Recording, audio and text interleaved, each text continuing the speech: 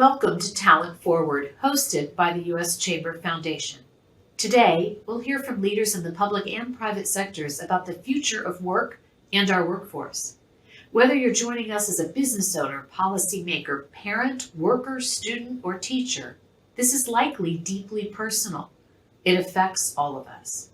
Whether you're a Fortune 50 CEO or a small business owner with 50 workers, your success depends on the people you employ.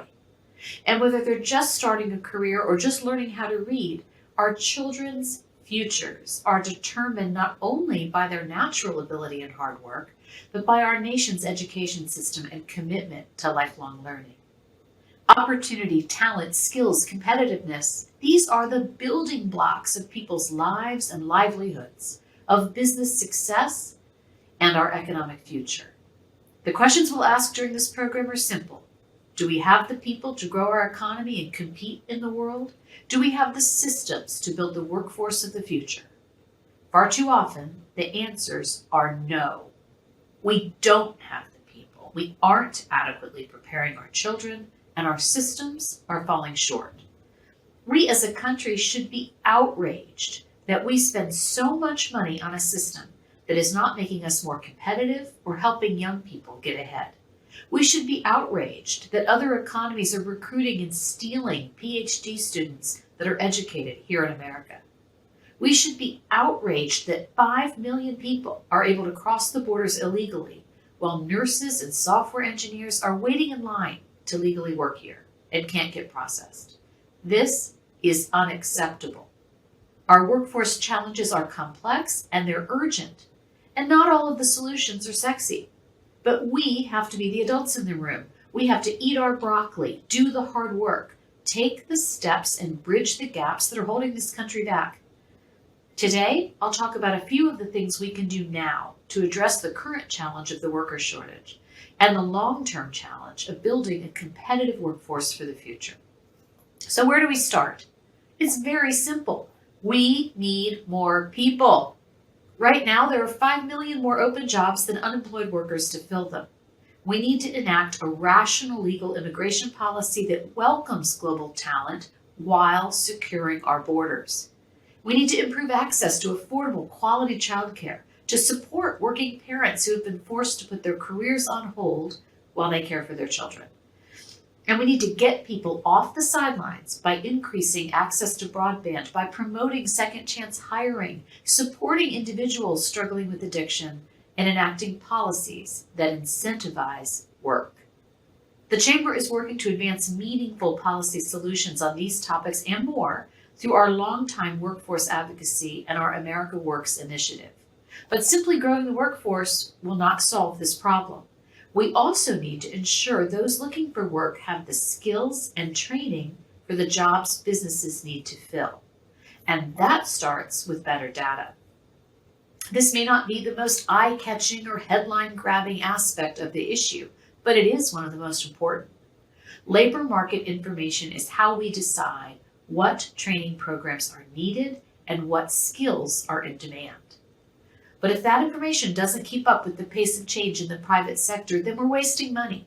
And unfortunately, many people are being sent to dead-end training programs that do not deliver meaningful results. Right now, we're making multi-billion-dollar decisions about taxpayer investments and about what our labor market needs with data that's often incomplete, inaccurate, and outdated. Businesses don't operate that way. Neither should our government. The Chamber's America Works Data Center is helping capture the current state of the workforce and key trends across industries and regions. But we also need more up-to-the-minute information across our economy to inform our workforce decisions. To make that possible, the public and private sectors must work together to collect better data about open jobs, industry growth, and the skills and education programs that will best prepare students for success. Look, we all know what gets measured gets managed. And with this data more readily available, all relevant stakeholders could make informed decisions to meet our economy's needs. To fill the millions of jobs that are open right now, we should also promote smart, business-led workforce solutions. Businesses are the end users of education and training through the people they employ, and they should have more say on the front end. The system should actually produce skills that today's businesses need. The Chamber Foundation's Talent Pipeline Management Initiative is one employer-led solution that helps align classrooms and careers to build scalable, sustainable pipelines of talent. TPM is operating in 40 states and Canada, driving partnerships between local chambers, economic development agencies, employers, and educators to create demand-driven strategies to meet businesses' workforce needs today. And we'll hear other examples throughout the program about businesses and how they're implementing innovative solutions to manage their talent the way they do their supply chains, through data and strategic planning. At the same time, we need to make fundamental changes to the ways we educate and train students. Our higher education system is our default workforce development system, and it's broken. Our nation invests $150 billion a year in grants and loans for higher education, and yet less than 2/3 of college students finish their degree. Meanwhile, Americans own nearly $2 trillion in student loan debt, and many debt holders don't have the skills or qualifications for in-demand jobs. We can't just pass that debt burden back to taxpayers, pat ourselves on the back, and wait for this problem to pile up again for the next generation. We must reimagine our education system. It's got to keep up with the job market and provide a real return on investment to students and learners. There is no wrong way to pursue the American dream, yet our current policies and incentives bias traditional college, and we know that's not the only path to a successful career. There's no reason why a student can get a low-interest subsidized loan for a 4-year degree in sociology, but that same student can't get similar financing for a 6-week coding program. We simply need to expand access to programs that lead to good jobs, regardless of how long the program is or who delivers the training. That means giving technical training, upskilling, and learn and earn programs the advantages we currently give 2- and 4-year degrees. We're asking workers to learn new skills, to adapt to the modern economy, and to invest in education and training that have a good return on investment. Our government should do the same. Finally, and fundamentally, we need to address learning loss stemming from the pandemic and the K-12 education shortcomings that existed long before it. At the beginning of the 21st century, we built a system that required everyone to pay attention to the basics, reading and math, and to make progress toward educating all students, regardless of income. Slowly, we have walked away from the core principles of high standards, measurement, and accountability for educating every child.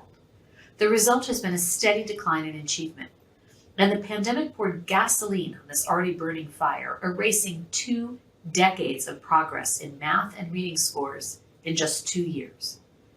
The workforce of tomorrow is in 5th grade today. Can anyone say we're adequately preparing them? The answer is no, and it's unacceptable. We owe it to future generations to fix our K-12 system now. It cannot wait.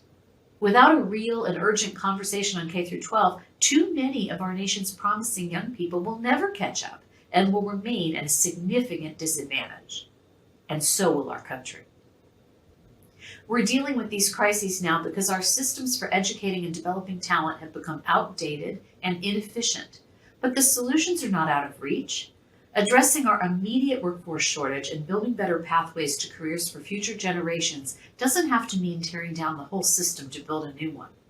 We must start with the things that can get done, and we must commit to ensuring they do. Make no mistake, the things we're calling for aren't minor changes to the status quo. They're structural changes that would help usher our talent development system into a new era. By committing to address these challenges together, including government, business, education institutions, and more, we can make an immediate difference in closing the gap between the America we are and the America we can be. Are you willing to settle for any less? At the U.S. Chamber, we know that when our nation works, economies grow, opportunities thrive, and communities prosper. We know that when America leads the world on talent, we lead the world. Let's get fired up. Let's do the work. Let's make it a reality. Thank you.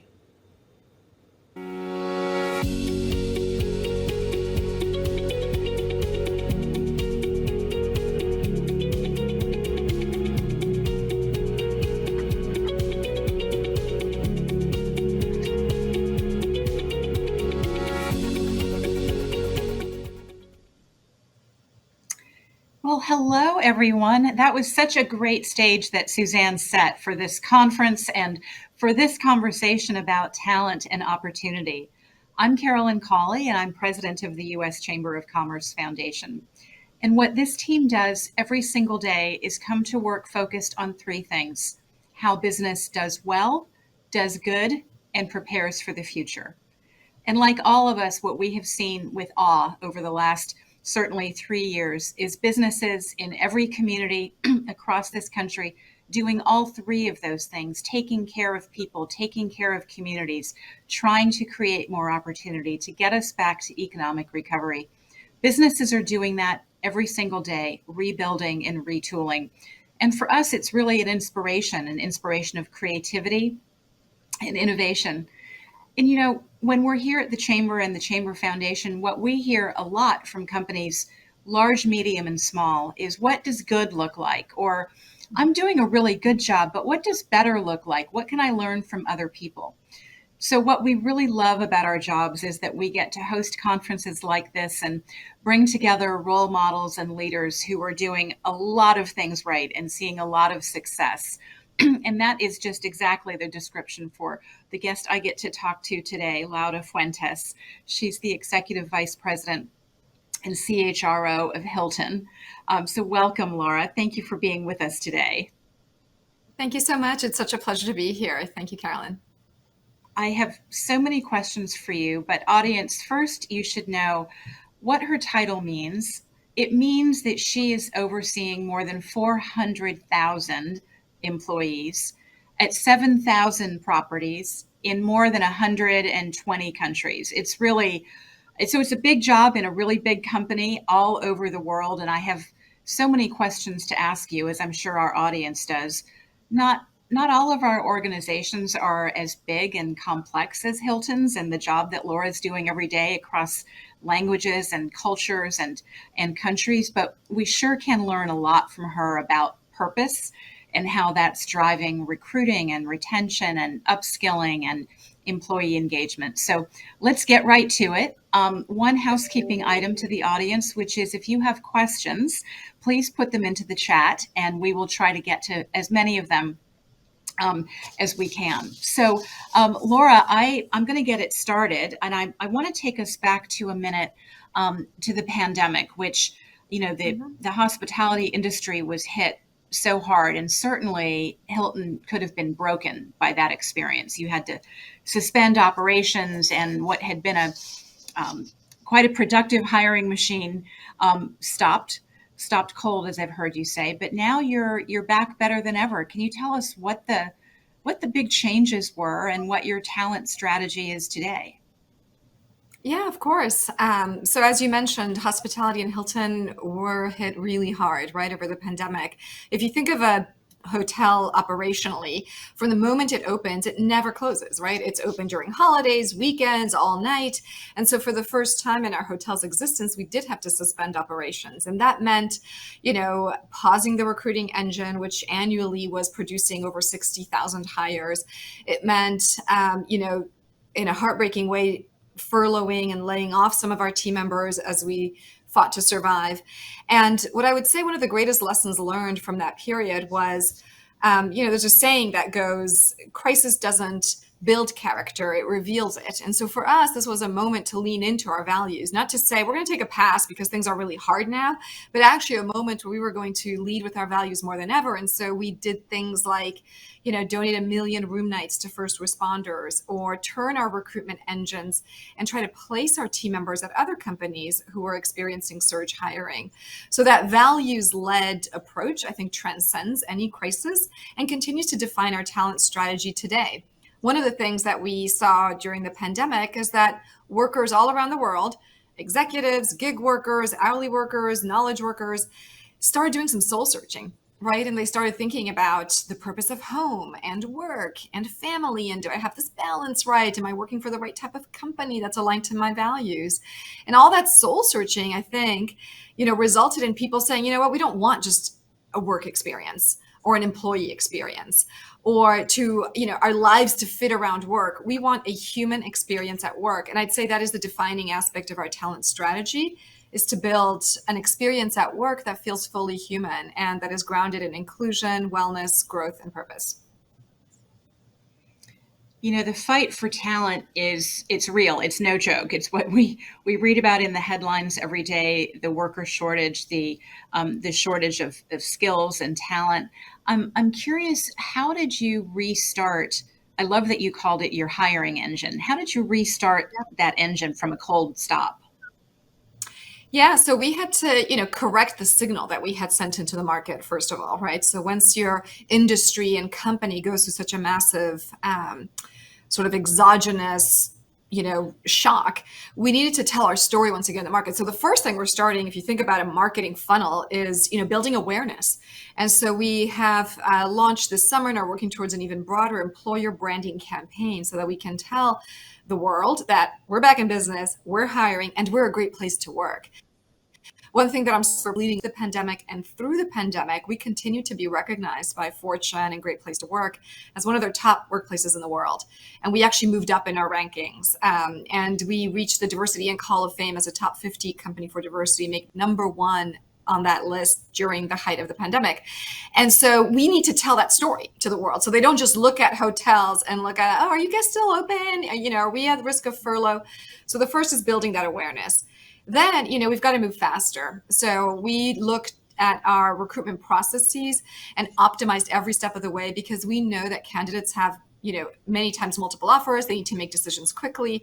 So we've scaled things like same-day career fairs where we put people through interviews, on site, give them an offer at the end of that process and have them start the next day. And that's been super successful at most of our largest hotels. We also are looking at new pools of talent, right? So you mentioned it in your remarks, and we heard it from Suzanne as well. We need to open up and widen the aperture of where we're looking for talent. Because yes, there are people who will seek us out and want to have a career in hospitality, but we also need to inspire those who maybe didn't consider that and, do well and do good as we look to, provide opportunities for second chance communities.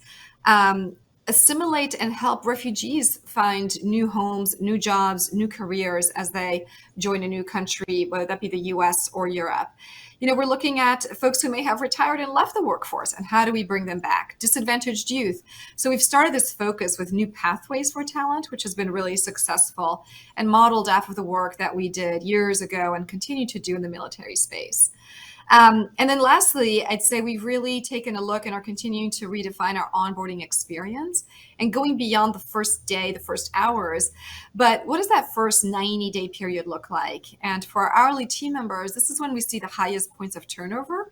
So we want to make sure that we're actually quickly creating communities of care, mentorship buddies, that they learn the skills to do their jobs well, but more importantly, that they become a part of the culture. So that's a few examples of how we've taken a look at our recruitment efforts to really drive progress because it is a super tough, labor market. It's certainly been in all the headlines, but we're making good gains with these strategies. As a company with a global footprint, I'm wondering do you do things differently in different countries, or what are some of the cultural differences coming out of the pandemic that you've seen? Yeah, such a great question. As you mentioned, we have over 400,000 team members around the world working for 18 plus brands. We operate in over 100 countries. And interestingly, over the last couple of years, the talent and labor issues and themes are not surprisingly, but they're quite similar, right? So when we think about the shock of, hospitality coming to a standstill, the competition from other industries, what humans are looking for out of work, right? And whether that be that sense of purpose, the growth, the feeling of inclusion, these are all quite similar. So our strategy at the top is the same.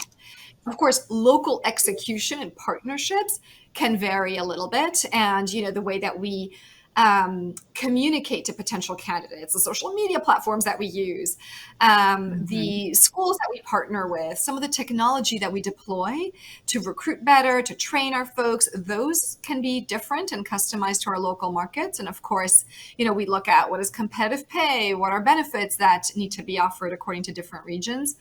But the philosophy, our approach to talent is shared and transcends those geographic borders. And I think that's what actually gives us broader and deeper sense of purpose and culture. Mm-hmm. And in fact, we see a lot of our leaders, a lot of our team members, cross borders. I was just on a call this morning with our general managers from CALA, from the Caribbean and Latin America.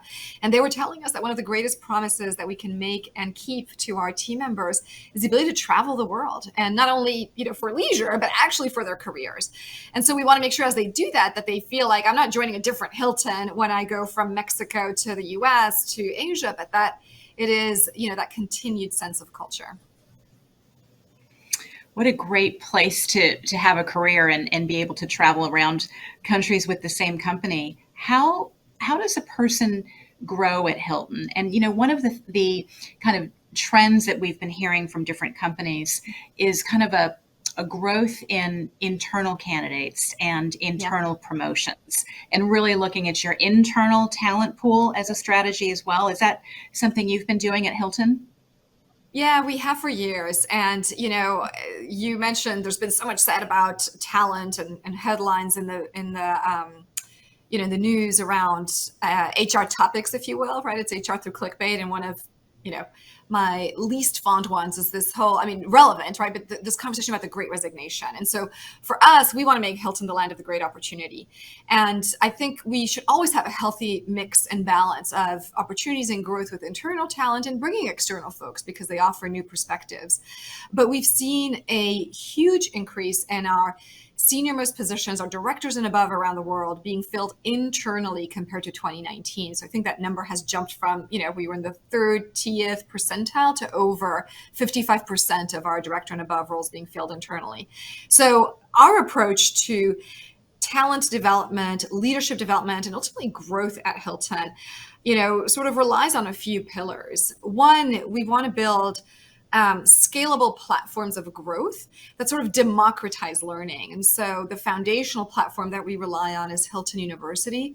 We have millions of classes here, people logging in from all around the world to learn the basics of hospitality, specific skills to their job, to continue to plug in and drive some of the leadership development. We supplement that with talent accelerators. So our leadership development programs that at every step of our career journeys, whether you're a first-time people manager, moving up to that first team leader at a hotel, moving up to general manager, ready to be a corporate VP, brings our top talent together. So these programs are ones where our executive committee, our CEO, act as faculty. We bring in external providers to help teach leadership and wellness and sustainability, inclusion. And then we allow all of our participants to sort of lean in and be part co-designers of those programs. So that's sort of another key aspect of our learning strategy. And then lastly, we really try to speak to bespoke moments and business needs. So for example, during the pandemic, we needed to train our team members in entirely new protocols for how to service guests, service rooms, make them feel safe. And so we'll supplement all of those learnings and leadership development with, business specific needs. And one partnership that I'd love to call out that we're really proud of, and we signed just last year, is with Guild Education. And it's really focused to the earlier comments of what we heard from Suzanne on allowing team members to multi-skill, upskill, and ready themselves for the future needs of the company and their future career goals.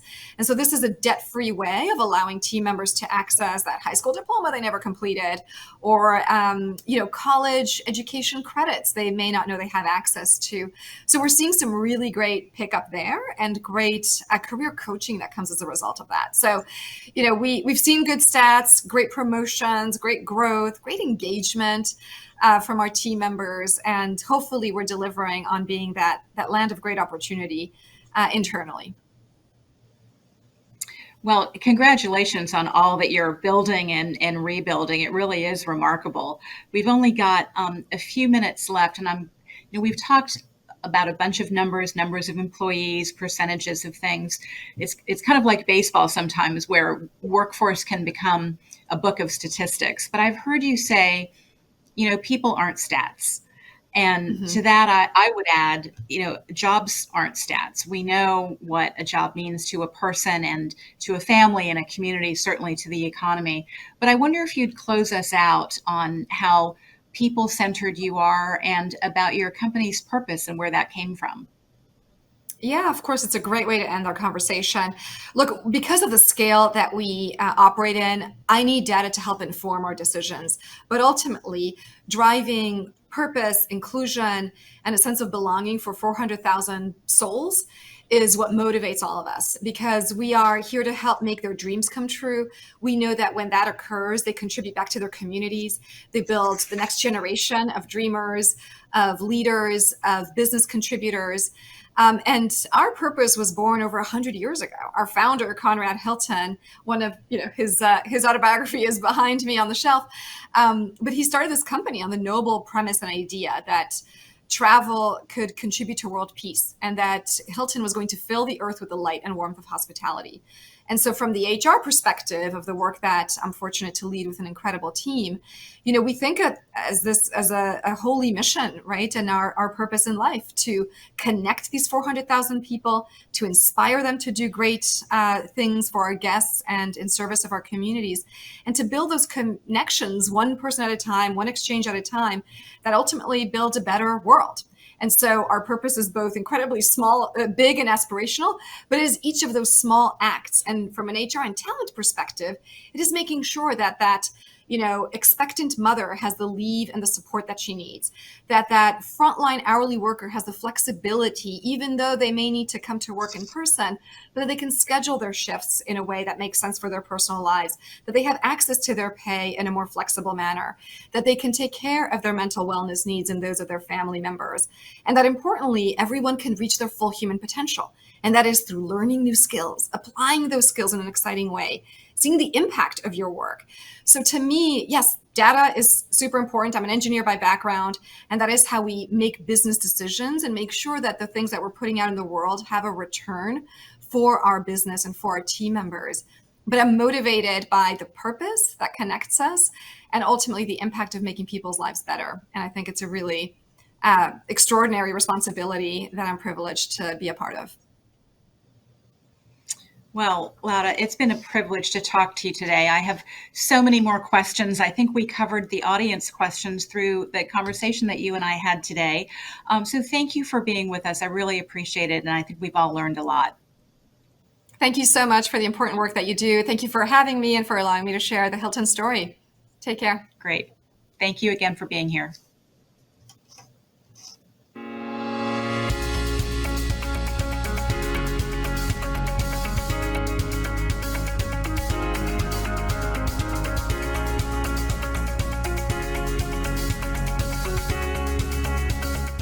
Hello, and thank you to everyone who's participating in this Talent Forward Summit. I'd especially like to thank Suzanne Clark and the U.S. Chamber of Commerce Foundation for advancing these important conversations about strengthening our nation's workforce. Last week, we learned that the economy added 263,000 jobs in November, and there are over 1 million more jobs in America than there were before the pandemic began. The unemployment rate remains near record lows. Overall, we've created over 10.5 million jobs since President Biden took office. That's more than any administration in history, and includes 750,000 jobs in manufacturing.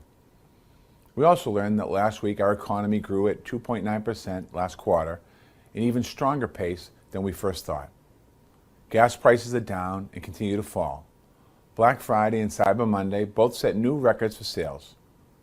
And we're making real progress tackling inflation while transitioning to a period of steady, stable economic growth. At the same time, this administration's investments in our economy are preparing the U.S. for long-term success. The American Rescue Plan continues to provide resources to our schools. The President's bipartisan infrastructure law is investing billions of dollars in every state of the union. So far, we've announced $183 billion in project funding to strengthen communities and unlock economic development. The CHIPS and Science Act has spurred over $100 billion in private sector manufacturing investment.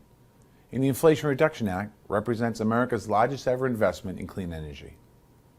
I know the business community is focused on the challenge of hiring the talent you need to fill these jobs. We are focused on that challenge with you. The fact is, we need a workforce that is strong and skilled, local and diverse, empowered and inclusive. And that's what our Good Jobs Initiative is all about. It's an effort led by the Department of Labor to improve job quality across our economy and help employers in every industry secure the talent they need. Each of the investments I just mentioned provide powerful incentives for building a skilled and diverse workforce, and we are ready to partner with you in this work. Under President Biden, we have invested over $380 million in registered apprenticeship programs, and we have set a goal of creating over 1 million new apprentices over the next 10 years. The power of apprenticeship is that it meets the needs of both workers and employers. Workers get a good paying wage job, they learn skills that are in demand, and they earn a credential that can be the foundation of their career. At the same time, employers get a pipeline of skilled workers who are trained in jobs that they need to fill. Research shows that 93% of apprentices stay with the same employer after completing an apprenticeship program. So at the Department of Labor, we are putting this tool to work. We are connecting apprentice programs to career and technical education in our schools. We're expanding apprenticeships to new industries. We're investing in programs that support women, workers of color, workers with disabilities, veterans, and people who need a second chance. We're using apprenticeship to advance equity and bring more people into our labor force. And we're using apprenticeships to help meet the challenge we face in our economy, from strengthening supply chains to meeting worker shortages. Last month, during National Apprenticeship Week, we partnered with employers to launch new programs all across the country in industries from accounting and finance to cybersecurity and information technology to manufacturing and construction. And we're just getting started. So if you're an employer or an industry representative, I have an invitation for you. I invite you to launch or expand registered apprenticeship opportunities and grow the talent pipeline in your business. I invite you to learn more about the incentives that are available by visiting apprenticeship.gov. And I invite you to reach out to my team at the Department of Labor for advice and partnership. We are eager to work with you to invest in America's workers and invest in your company's future. Thank you very much.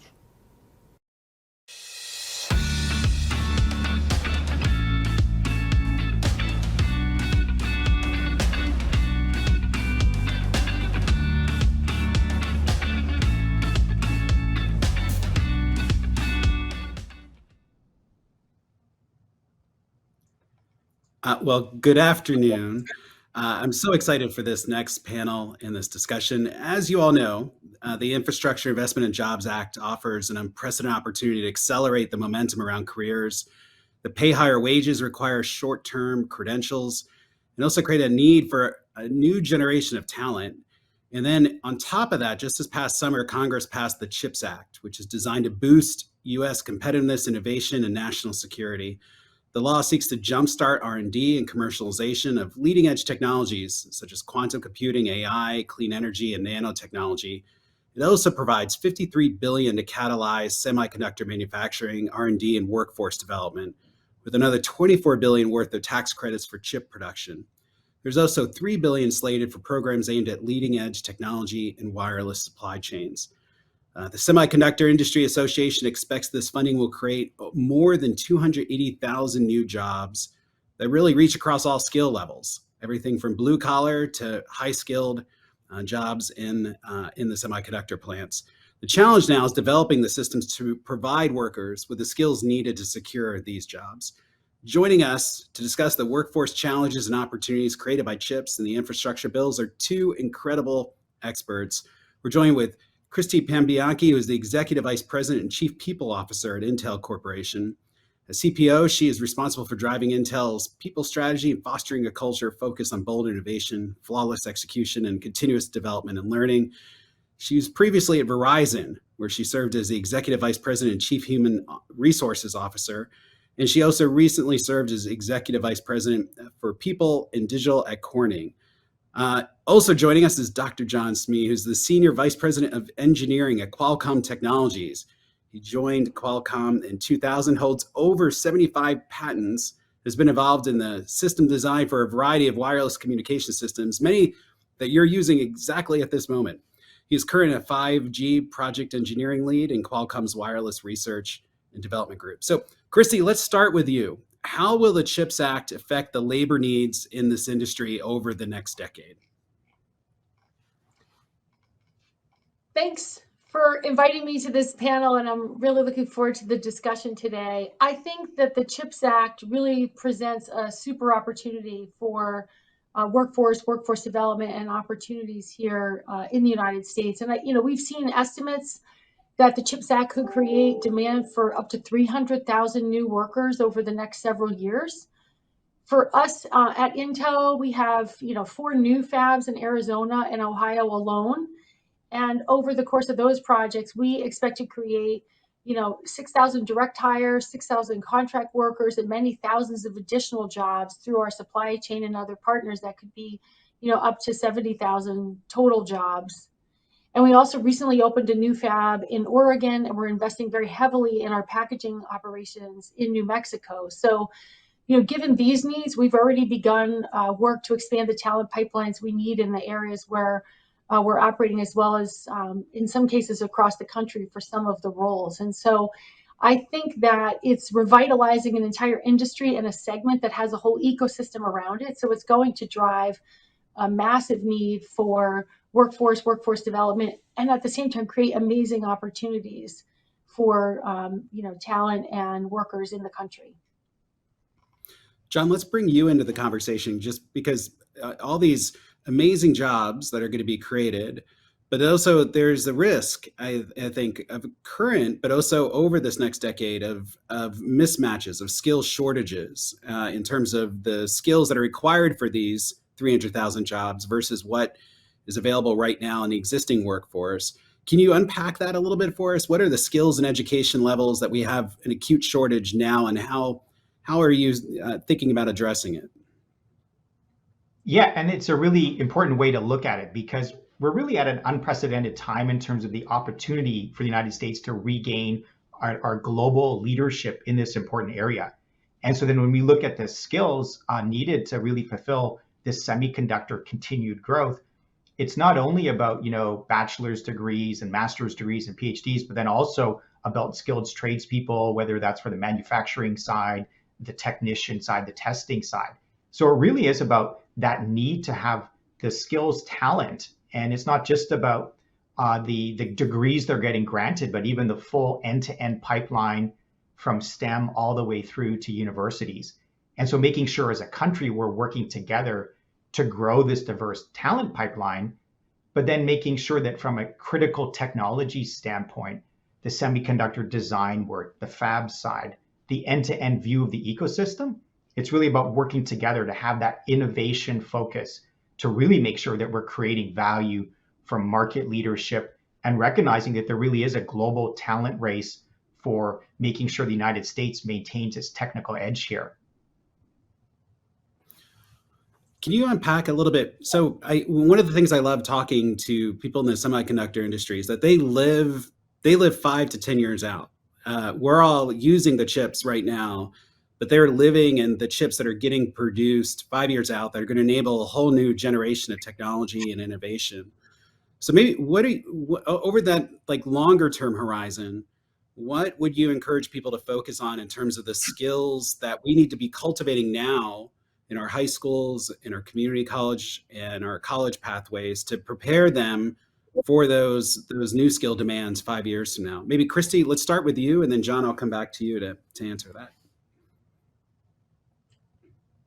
I think that, as you know, John, it's really an across the board, every facet of, we need to think about the education system and worker pipelines. And so I think we definitely are seeing shortages across the board in the workforce, whether that's trade workers that we need to actually do the construction and the building of the new fabs, all the way through to the technicians that we need to operate the facilities, electrical engineers to develop the new technologies, to our chip designers, et cetera, software engineers. So kind of across the whole gamut.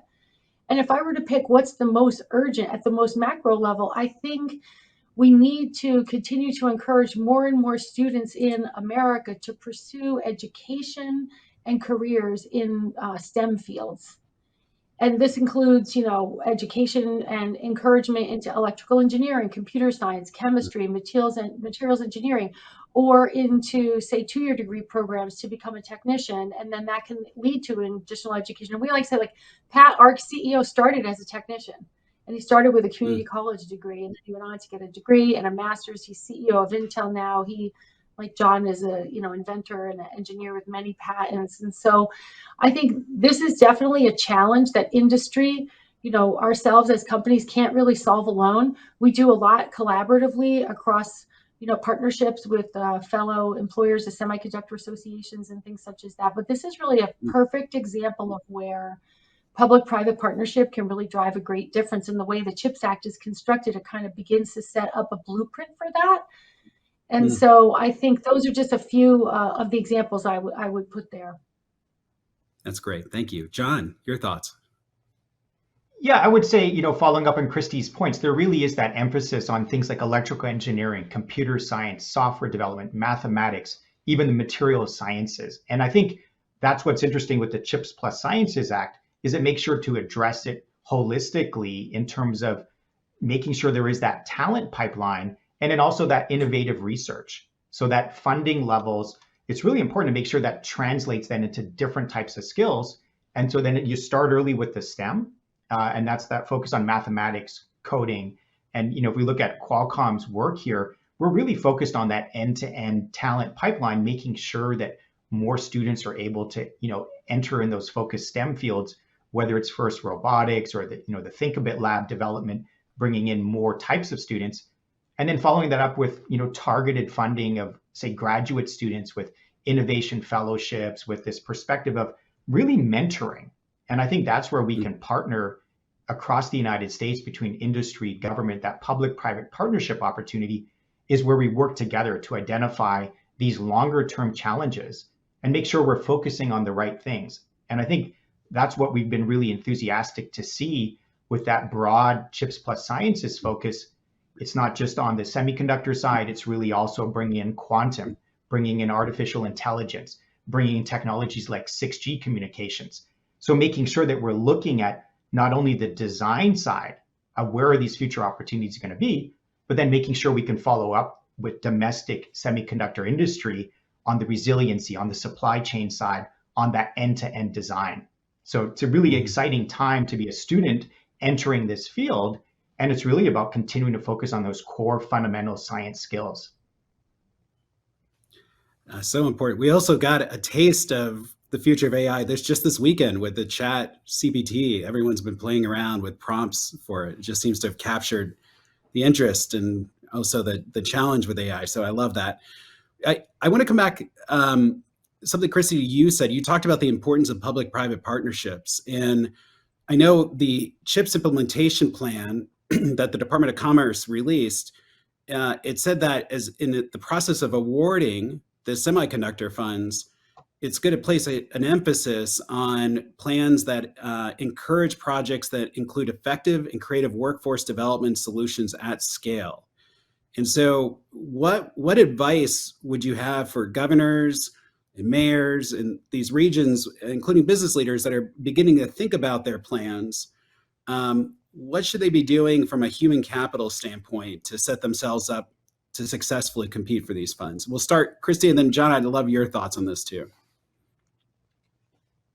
So when we were doing our site selection, one of the things that really stood out with Ohio was the strong engagement at the state level down to the local level regarding job creation, job support, workforce development. And so there, in partnership with Jobs Ohio, we got to really understand and communicate with the state what was going to be the kind of workforce that we would need. And the governor's office, Governor DeWine and his team, along with Jobs Ohio, put together a package for the project that included and went beyond just what might have been included in a traditional project, but really went into and delved into responsively the kind of workforce that we communicated we would need and how they would, support and be a strong partner with us. Now, I call it a public-private partnership because we, Intel, committed $50 million to post-secondary education in Ohio over the next decade. And we just awarded and announced the awards in September for the first $17.7 million. And it was super exciting. I had multiple meetings with the community college and university leaders across the state. 8 collaborative proposals were the winners in the first round.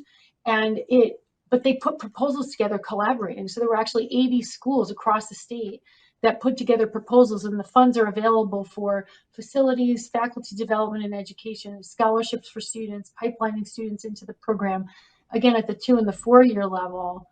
And then at the same time, we partnered with NSF, and we put an additional 50 million. NSF put 50 million in, and there's $100 million available nationwide for institutions nationwide to apply for funds to support semiconductor post-secondary education. So these are two examples, I would say, that are just a small example of something we were doing to support the Ohio project, and then in partnership with NSF drive something nationwide.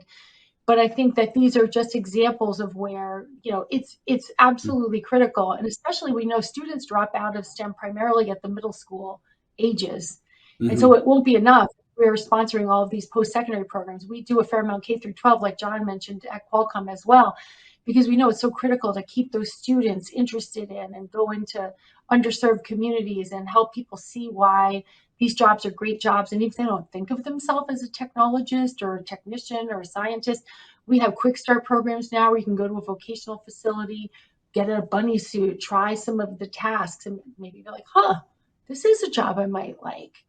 And we can't do that on our own. So for governors or government leaders, community leaders on the call, we need partnering with you, and I'm super interested in your ideas as well. That's such an important point that, part of filling these STEM jobs in the future is making sure that students today see themselves in those jobs, that they're able to do it, and that they don't opt out of the STEM subjects that are sort of prerequisite for opening up that pathway. I will come back to that because I think that's a point for us to just double click. But John, what other advice would you have for governors, mayors, and business leaders as they're thinking about, now let's throw in school leaders and higher education leaders as well, as they're thinking about how to compete for these funds? What should they be keeping in mind? Yeah, so it's really about making sure to engage the local ecosystem. If we look at the stakeholders and industry, if we look at the talent needs pipeline, and then also recognizing the fact that, while the jobs are local, there is a huge amount of collaboration between institutions, right? When we look at the policies that enable this broad investment across the entire country, it's also about making sure different types of universities are working together. So we've actually really seen an improvement in that collaborative approach to that partnership, where different universities, whether it's a tier 1 research university, whether it's a community college, whether it's a university that's growing in scale significantly in terms of the number of undergraduates it's educating. So that partnership side enables a further scale. And I think, as Christy mentioned, it's so important to start early. And you have then this perspective of making sure that the students who are interested in science, engineering, and math in the United States have this path to go through all the way with their education. And that comes back to the support level. It also comes back to mentoring, to making sure that we're leveraging the engineers who are already in these jobs, that they're reaching back, mentoring the students, serving as role models, making sure they can address also some of these systematic challenges. So when we look fully at the United States pipeline of talent, we have a huge population. We have a lot of interest in these areas. It's going to be so important for the country's national security as we look at supply chain and semiconductor resiliency, that we then all work together to recognize the full value of the human capital and making sure these people can attain their dreams. And so it's really exciting for me to be seeing a lot of these different plans be putting in place now, and then really to see the power of the CHIPS Plus Sciences Act, the full 5-year view, as we look at that overall allocation, looking at, hey, there's a broad view, whether it's Department of Commerce, NIST, NSF, all of these things working together, and then bringing that all the way back with enhanced access, bridging the digital divide. Even technologies like 5G enable more students to access classroom material wherever they are, regardless of their home internet. So there's a lot of exciting technologies that can further fuel this broader workforce engagement. No, you're right. And also, the broadband dollars that are being allocated have workforce plans onto it too. So I know Commerce has been awarding planning grants to states, and they're thinking through the workforce for building out their broadband networks to underserved. And you're so right on the setting the collaborative table, so to speak, now, because that's going to pay off for those business leaders, governors, and education institutions, for the chips dollars, and for the infrastructure dollars. The IRA, there's a lot of energy programs that also require workforce. So all these things.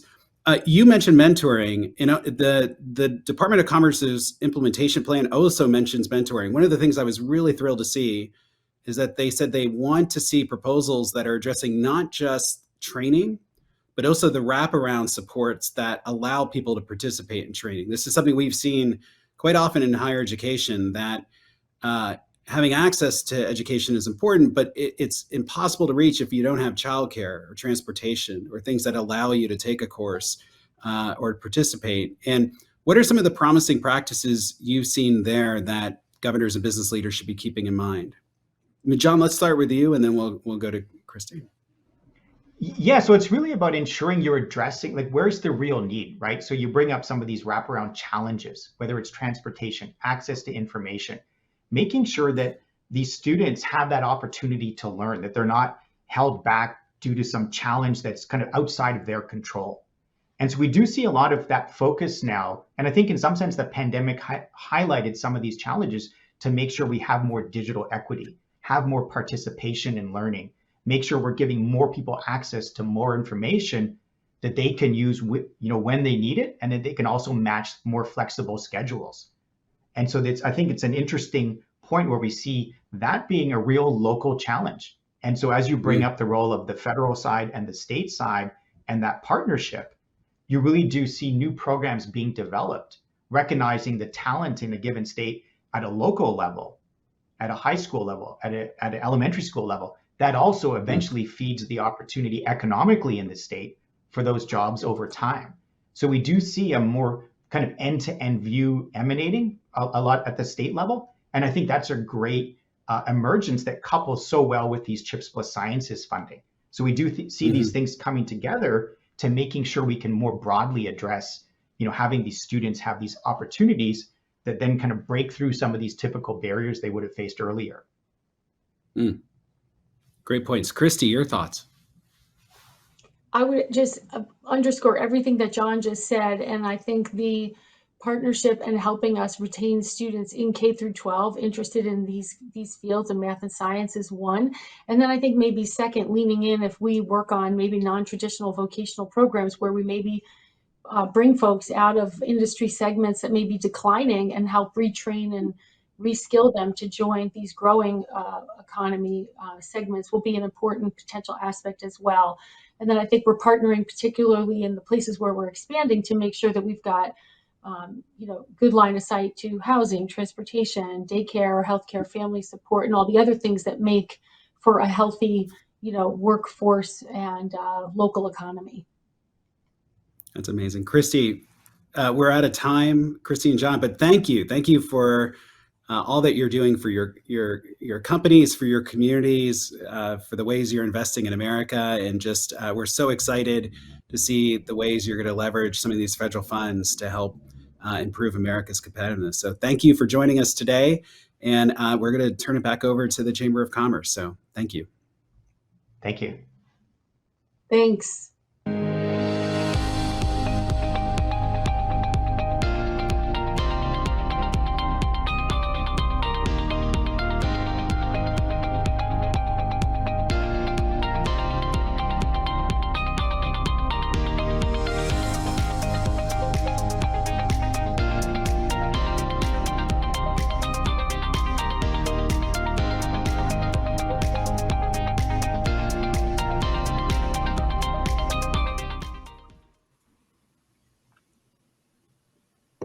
Hi, everybody. We are so thrilled to have you all here today. We are going to be talking about one of my favorite topics, besides your favorite Harry Potter character, which is untapped talent, pipelines for talent that are untapped or underutilized, in particular, focusing on immigrants and refugees. For those of you in the listening in, please provide your thoughts and questions in the chat. We really want this to be interactive and engaging. I'm going to go first to our colleague Scarlett at Tent. Tent works with over 300 multinational companies who have made a commitment to either train, mentor, or hire refugees. What is a business case that you all offer as you get these commitments from these companies? Well, thank you so much, Gina, and to Chamber Foundation for having me here today. It's really a pleasure. Definitely one of my favorite topics as well. I haven't read Harry Potter. I'm one of the few people who haven't, so we can talk about that later. But it's a really, really important topic to be focusing on today. And maybe just to take a quick step back and just provide 30 seconds on the TED Partnership and who we are. We were founded by the CEO of Chobani, Hamdi Ulukaya, about 6 years ago at this point, really based on his own experience hiring refugees and immigrants from more than 20 backgrounds and nationalities into Chobani, and seeing firsthand just what contributions they made as employees, being so loyal, so dedicated, resilient, hardworking, all of those good things. And he wanted to use his position as CEO to encourage other companies to step up and think about hiring refugees and helping them get access to jobs and employment as well. So that was kind of the background for Tent. So we have grown a lot since 2016, as you mentioned. We now have more than 300 major businesses in our network who we are working with. And just in the US alone, we're working with 150 companies. So really excited to be joined today by Daphne from Cargill, who will speak soon. Cargill is one of our members, alongside companies like Amazon, like Hilton, L'Oreal, The Gap, Pepsi, Coke, working with a lot of big brands.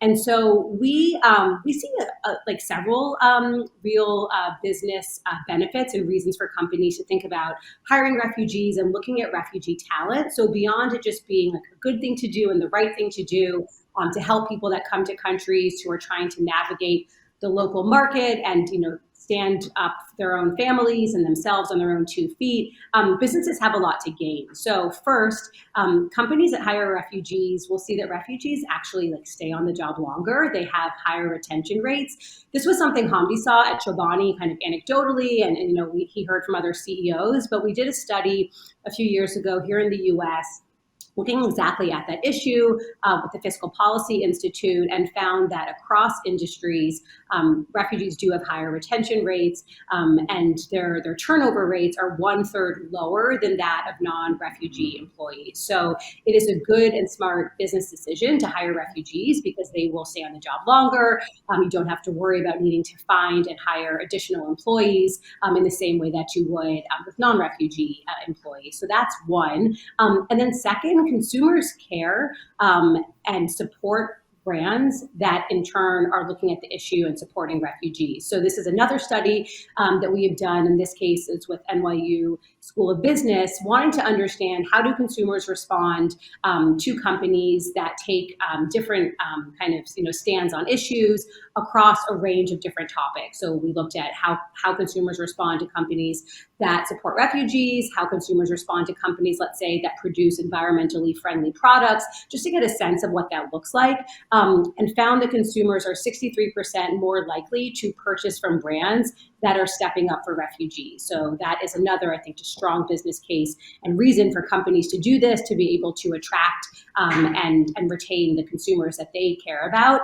And then third, looking at a company's own retention strategy for employees they want to bring in, hiring refugees will help you with that as well. So I think we all know, and the trends are that employees, especially millennials, but not only, want to work for companies that are showing leadership and taking a stand on social issues, and that includes supporting refugees. So we looked in Germany, which, as you all may know, has a very, very large refugee population.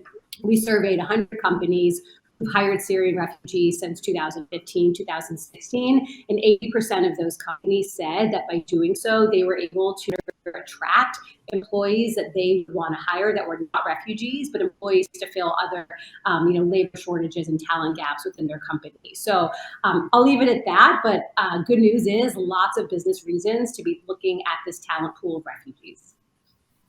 And Scarlett, what I think is what's so powerful about that data is it is really across skill level. It's really across industry, thing that you're seeing across the market.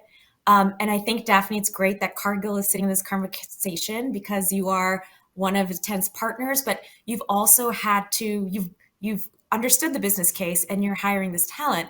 And, for a lot of companies right now, we're looking at the November jobs report, which has just said that unemployment remains low. And despite layoffs that we're seeing in the tech industry, there are real talent pain points across markets. We're also seeing that at the same time, not only there's a business case to hire refugees, but immigrant workers in particular, immigrants and the children of immigrants have been the main drivers of the U.S. workforce growth in recent years. They've contributed 83% of labor force growth between 2010 and 2018. So as companies start thinking about how do we access this underrepresented talent pool, what lessons can you share from Cargill? Sure. Thanks for having me today. Glad to talk about this topic because it is something that's been a part of Cargill's culture and history in the U.S. One of the biggest lessons that we learned was that we have to not only think about the employment needs of the refugee population that we might be trying to reach. We can't just think about our needs in terms of how they can fill them, but it's important to take a step further and understand what are their individual needs? What are the languages that they speak? What are the religions? What are the cultures, holidays, things like that? Because if we're not able to provide a good support system once we bring them in the door, then it's not a beneficial relationship for both of us. We've had great luck working with local organizations in the different communities in which we operate. Tent was a great partner for us, for instance, with the recent influx of Afghan refugees, because they helped us understand and be better prepared for where folks might be coming, and we could proactively then see where we've got openings, where we have locations in those communities, et cetera. But beyond that, also connecting with local organizations in the communities like Lutheran Family Services, Catholic Charity Services, et cetera, that actually support the day-to-day needs of those folks when they come in. And they're a great resource, too, to help us understand what we can do to be successful and help them be successful once they're in the door. What is, if organizations, if other businesses were interested in partnering with organizations like that, with local communities, what have you learned about what works best in terms of partnership? Sure. I'll take what I just said a step further. So better preparing ourselves and these folks to come into the workplace is the first step. But if we don't have a solid community and support system out in the world in which these folks live, that can be a key contributor or obstacle. And so working with these organizations to really understand what are the day-to-day needs that immigrants may have beyond just employment. One of the lessons we learned was that when we started out, we didn't know what we didn't know, but we learned, very quickly, we don't know what that experience is like to come to a different country, and folks come with all different in different situations. And so what do they need beyond just employment? Are there housing challenges? Are there transportation challenges? Maybe it's food, childcare. There's all kinds of ways that you can help support the community in which refugees live. And these local organizations are very happy to partner with you and provide you with that knowledge and with opportunities to do so. So again, we're looking outside of just the workplace and looking to the community and the day-to-day life, and how do we support them that way? I love that because it's a very holistic approach in terms of how a company shows up in a community, and how do you partner with those other organizations that can give that full picture of where the person is landing. Kathy, I want to turn to you now. You work at Northgate Gonzalez Markets, which has an incredible origin story. It was founded by 13 sisters and brothers from Mexico, and today your company it has 90% immigrants as employees, which is incredible. You've really sort of set a model around how to invest in incumbent workers and their family members, and seeing them as an untapped talent source for sort of moving up the internal career ladder. And I think that's really exciting. I'd love to hear from you about, how do you think companies should be thinking about how they're investing in incumbent workers? What have you learned on this journey? What has surprised you?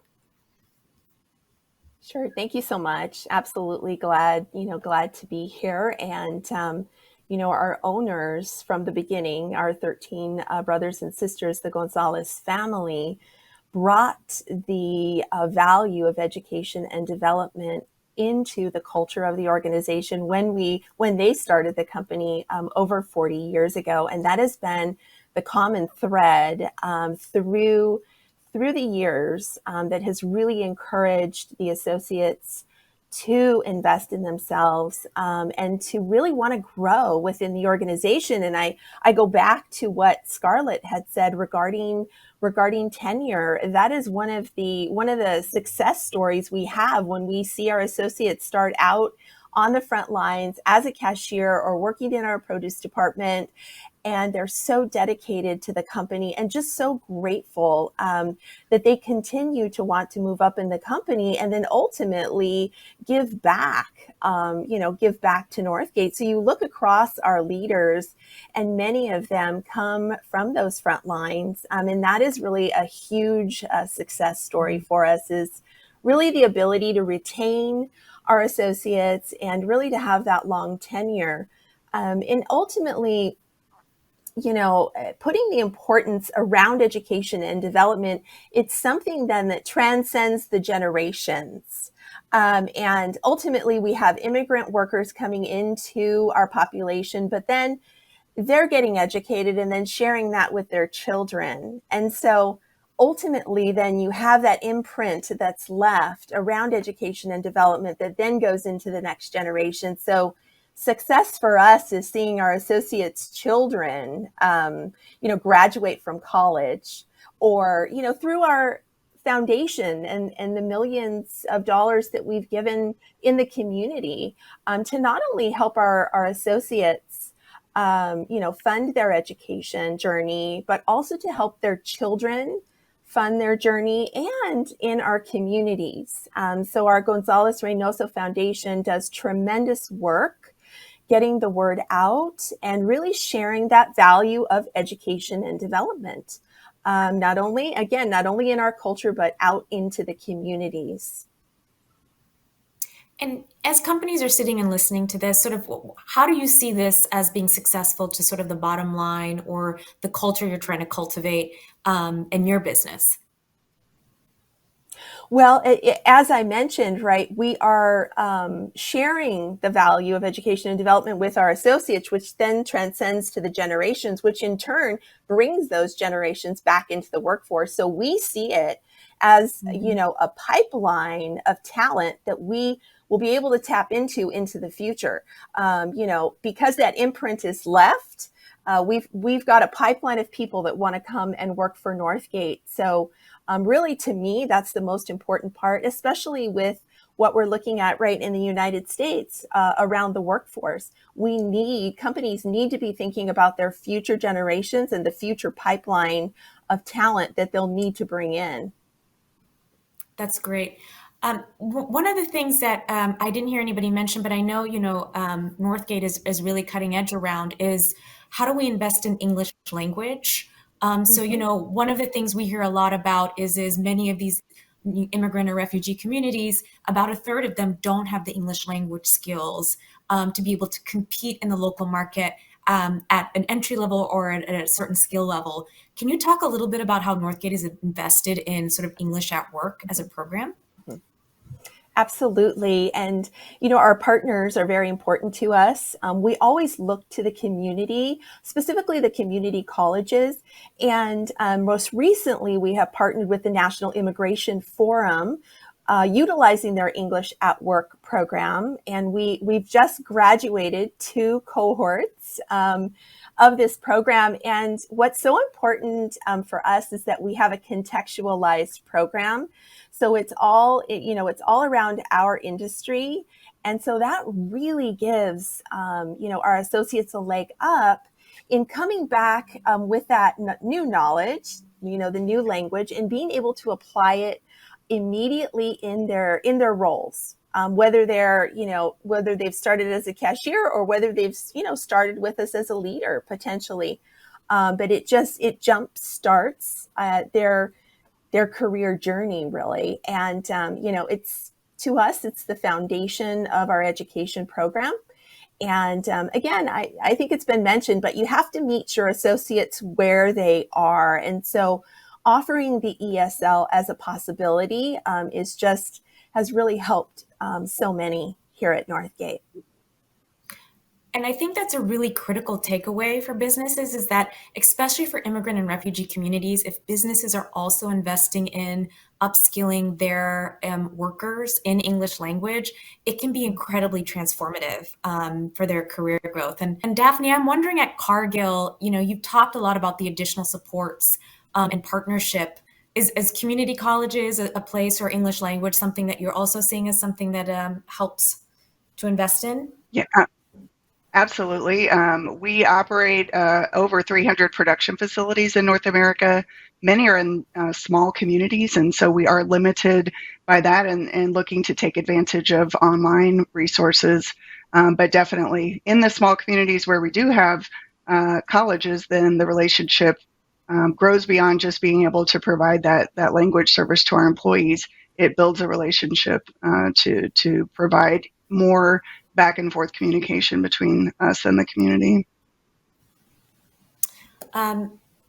Scarlett, I know that Tent is starting to invest really heavily in a mentorship program.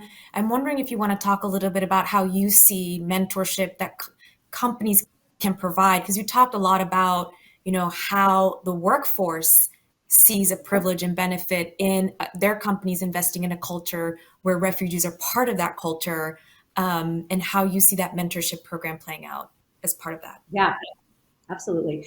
So we saw actually a gap a few years ago, looking specifically at the LGBTQ refugee community and asylum seekers who are here in the U.S. trying to navigate the local job market, think about either their first job or career advancement, in the sense that they were not getting the same kind of level of support and job support that other refugees might get from the U.S. government and the resettlement agency. So we were hearing that it was particularly challenging for the LGBTQ refugee community to be able to advance their careers. So with that in mind, we were trying to figure out what role we might play. And we started a mentorship program, which Gina just mentioned, which matches mentors at our member companies. So whether that's Pfizer, Marriott, Cargill, others, companies that want to sign up and have this as an employee engagement tool, which many have really loved, and match them directly with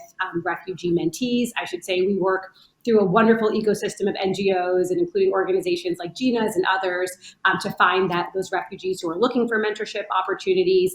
And it's been really successful. So the idea is to provide really, really practical tools and tips for refugees as they're looking to understand the U.S. job market. So how to create a resume, how to build a LinkedIn profile, how to prepare for the first job interview, how to essentially market and sell yourself in an interview, and it's done in a structured way, which is what I think the mentors at companies really like.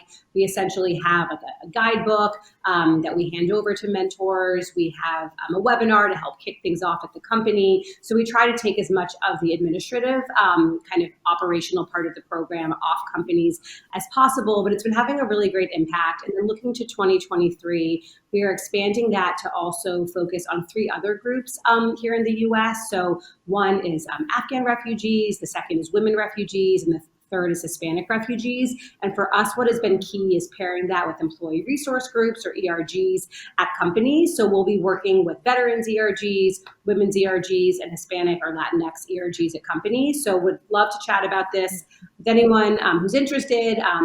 We can find my contact information after this session, but those will be kicking off next year, and there's no cost to participate in them. So happy to share more if it'd be helpful.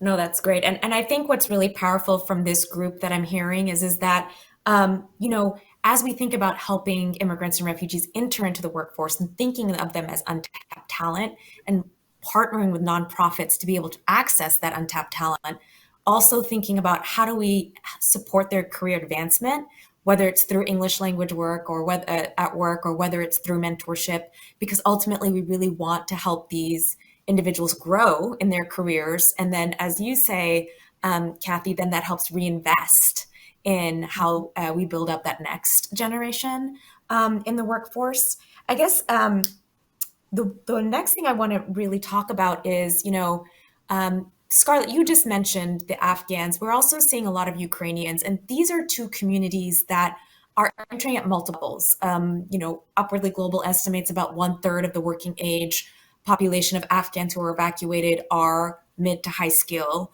We are seeing a lot of Ukrainians come in who are also at the mid to high skill level in industries like business logistics and operations. And you've had some really exciting partnerships with companies at that, looking to hire at that level as well. Can you talk a little bit about lessons that you all have learned about integrating that untapped talent into the workforce, especially looking at sort of this recent Afghan inflow? Yeah, absolutely. So, I think it's a really exciting moment in the U.S. over these last 18 months. Not for good reasons, of course, that people are needing to flee their homes due to war and persecution and conflict, but it's been a good moment, I would say, for U.S. leadership in terms of seeing a resurgence of refugee numbers again. There had been, quite a lull for many years. So, Gina, you mentioned in terms of the Afghan community, nearly 100,000 Afghans have come to the U.S. In terms of Ukrainians fleeing the war in their country, more than 100,000 Ukrainians have arrived over the past several months. So I think that while, of course, the sources for all of this is very unfortunate, it does mean that there is a considerate and growing kind of population of refugees who are seeking guidance, seeking support, seeking job opportunities, and that should translate to a potential, as you say, kind of source for talent for these companies. So just wanted to mention that. And yes, we have really benefited from Upwardly Global's kind of data analysis in terms of what are the skill sets and backgrounds that these refugees that are coming over tend to have. And of course, like with any population, there is a diversity of backgrounds and experiences, but we're looking at a couple of different entryways or pathways to work with companies on kind of these particular groups. So when we think about Afghans, you mentioned that about 1/3 are kind of more highly skilled, speak the English language, proficiently to well. And just to point out, as I'm sure many people are aware, many of Afghans that have come over, served alongside the U.S. military as translators, as interpreters, really played such a critical role in the kind of work that we were doing in Afghanistan, and have just really transferable skills when they come to the U.S. So for those that are in that position, we have examples of companies like Pfizer who are, hiring refugees already for managerial roles, for roles that are, within, certain departments like the engineering department or other R&D, where they can take. Pfizer can really, kind of from the get-go, find the right positions that are going to work out for them. We're also seeing that at companies like Accenture and Deloitte, who are hiring for more high-skilled positions, who are looking to this population, and that's wonderful, and that's definitely a path that we encourage and are working with companies on, including with you, Gina. And then if we don't want to leave aside, of course, those that are coming in with lower skill sets, or maybe not speaking English at all, or maybe just beginning to learn how to speak English. And I think there, we really do encourage companies, as already been said, to kind of meet refugees where they are in terms of the skill sets that they have. One big learning that we have, and language has already come up, but one big learning that we have is that companies often think that they need to hire people, not only refugees, but refugees here I will focus on, that they need to hire people who are fluent or proficient or more proficient in a language than they really need. So we have kind of a whole guidebook and training resource for this, and happy to follow up with those who are interested. But we're really encouraging companies to look at the exact jobs that they are looking to fill, and take a closer look at what level of English is actually necessary for that position. And in addition to that, we think about things like, instead of in the resume process and interview process, can a company do that interview in the candidate's preferred local language? And instead of using the interview as the only way to determine whether or not that person who might not yet speak the language well is actually the right fit for the job, could you also do some sort of trial, whether that's for a day or a few weeks, to see if they actually have the skills that a company needs? So there's a lot of really interesting things like that that we're seeing companies do. And we have a whole guidebook dedicated to this. And these are the types of trainings that we can do for HR teams, because we really do want to question what exactly is is like assumed to be needed, and what is the baseline for which companies could go about hiring refugees with all different kind of skill sets, and to get as many into positions as quickly as possible. Wow, that sounds so cutting edge. And it's interesting because I haven't really heard of HRs thinking about what is the language level we need for some of these roles. So that's pretty exciting. With sort of 5 minutes that we have on this, Daphne, I want to go to you first, but I also would love to hear from Kathy. You've got two stakeholders in this call right now, which is, nonprofits or community organizations, and business and employers. So, if you're thinking, what kind of advice would you give employers if they're interested in following on your footsteps? And what advice would you give to nonprofits and how best to engage with business? Sure. The best advice I can give is take a partner, especially if you're starting out new. Look for organizations like Tent, colleagues that have maybe had this experience and figured out how to make it successful. Again, these community organizations, we can't stress enough. I think we've all talked about them, but they can provide so many solutions for needs. Just building on what you said, translation. We have a location in Nebraska that had a big Burmese population, and as we started to build in support systems like translators in-house for us, which we got from the community organization to begin with before we hired our own, that made a world of difference. They sat in new employee orientation. They helped with training and helped to answer all those questions. And knowing those resources, again, to help you get started is a huge piece to win. Thank you. Kathy?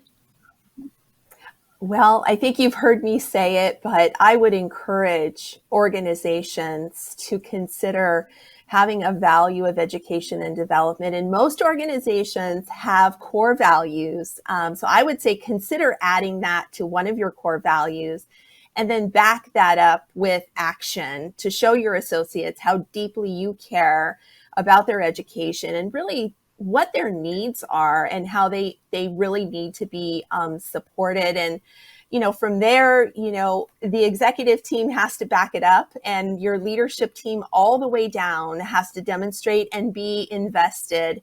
In our case, we work closely with operations and our operations leaders are invested in giving our associates the time to learn and to get educated. I think that's a very, very important part of the success, that we've had, and the Gonzalez family has backed up that value with action over the years, with their investment in the community. That would be the other thing is figure out in the community where you can touch your associates' families. And that just broadens your reach around education and pulling in that talent, pulling in that workforce, but find out what's important to your associates in the communities and be there and show up and take action in the community. No, that's great. And I just want to put out a couple of things that I've been hearing. Values and culture of our organizations are so critically important. And recognizing either that our workforce is largely immigrant or refugees or that they benefit our workforce is really important to think about. Pulling up the partnership and the communities and being in communities is super critical to being successful in this work. And that it does take some sweat equity from businesses, but there's a good business case and there's a lot of examples out there of what success looks like. So I want to thank all the panelists. I want to thank the Chamber for hosting this. I want to thank you all for joining. I want to take pride in the fact that my husband is German and I'm ending absolutely on time. So thank you for this conversation. Thanks, everyone. Thank you. Thanks.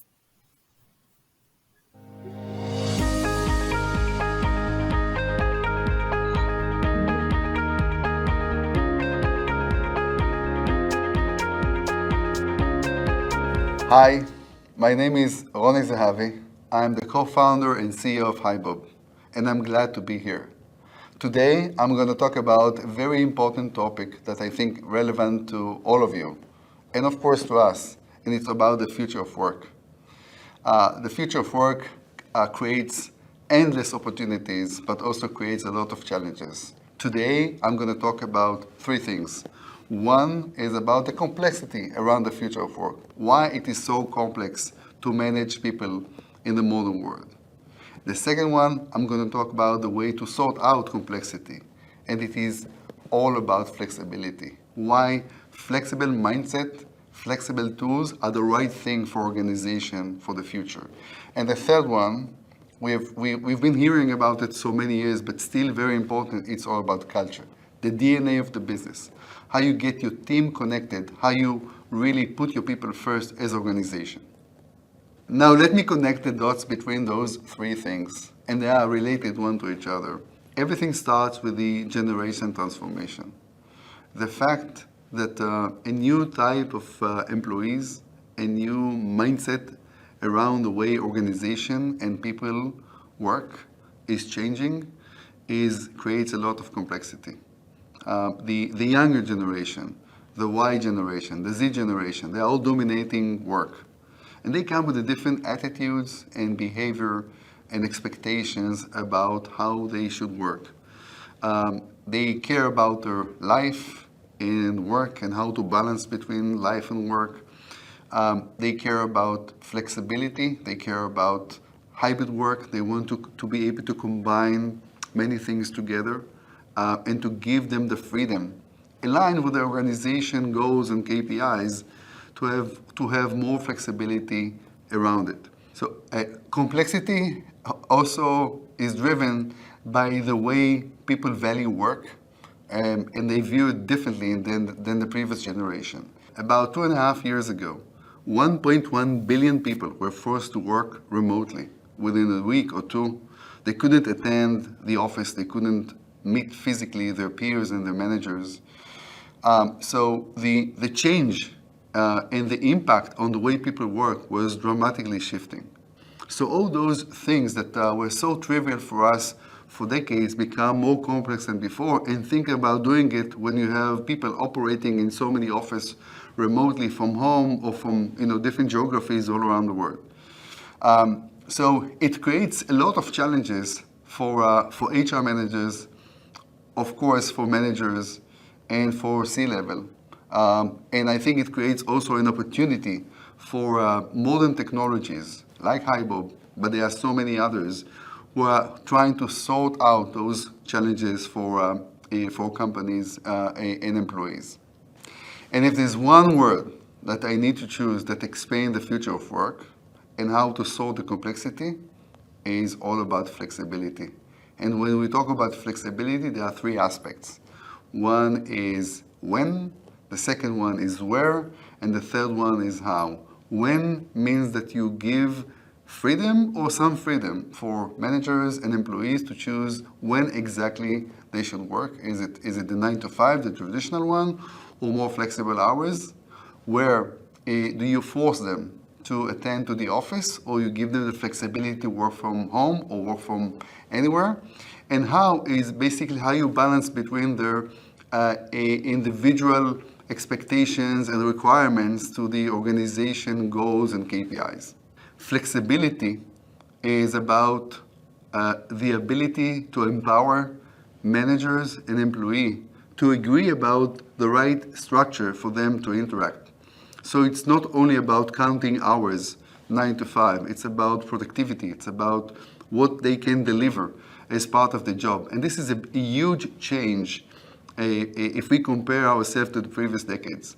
So I think the world of work is shifting from just counting working hours to missions and productivity and empowerment that you basically trust, and you're relying on the line managers to agree about stuff.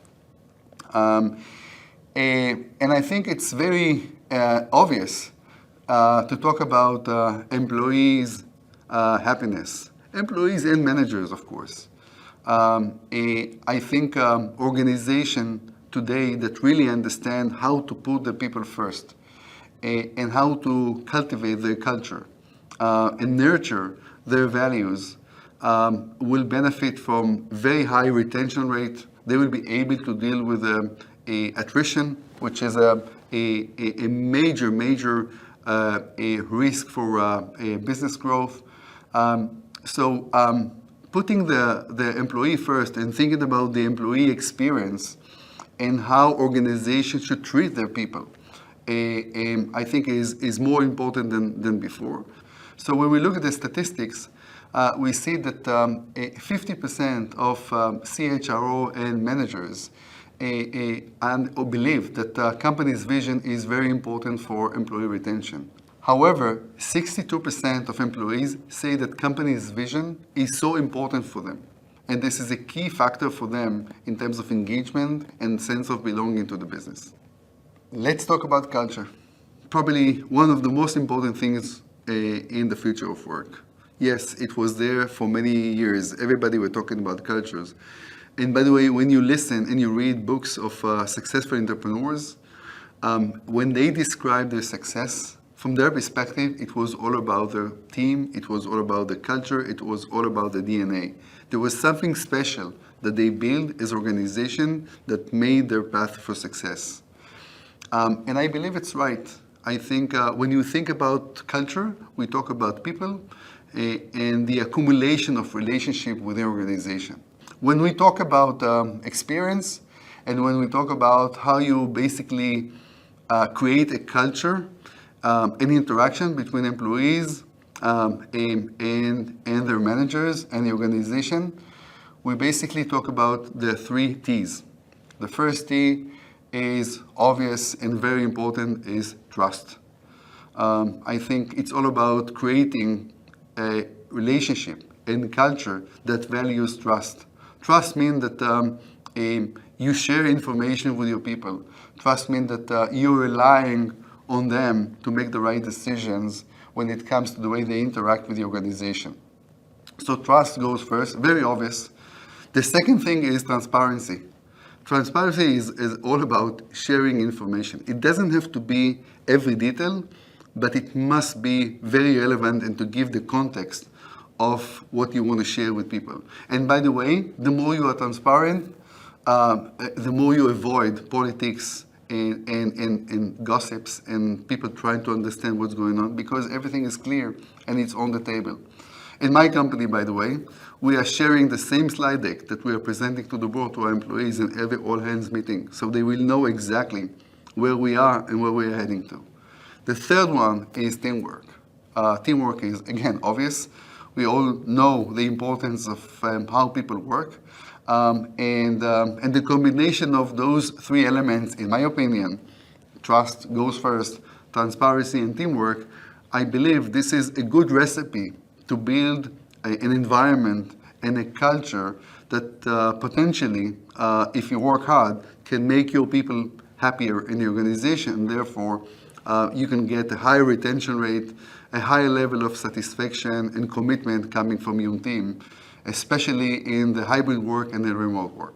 If you have a strong culture and a strong DNA that empowers people, that goes back to your values as an organization, we spoke about the 3 T's, that trust and transparency and teamwork.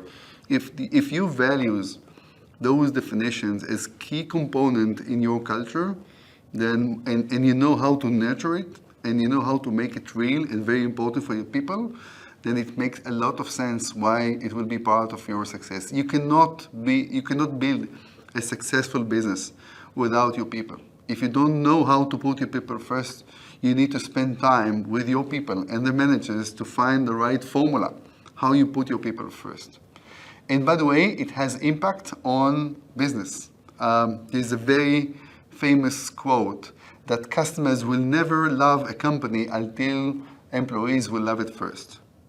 And it's so right, because if people feel connected and engage with the organization, with their culture, with their managers, and the DNA is healthy, then they can provide the best support to their customers. They will believe in the company's vision, and they will be able to drive growth everywhere. Growth means people. You cannot grow business without people. And in order to have a great people, you have to have a fantastic culture. They all come together. So there's one thing in common between me and you. We all care about people, and we all enjoy being part of a very successful organizations. I think the future of work creates opportunities and challenges I think we all understand why complexity is here to stay. I hope we're all in agreement why flexibility is a key solution to sort out complexity.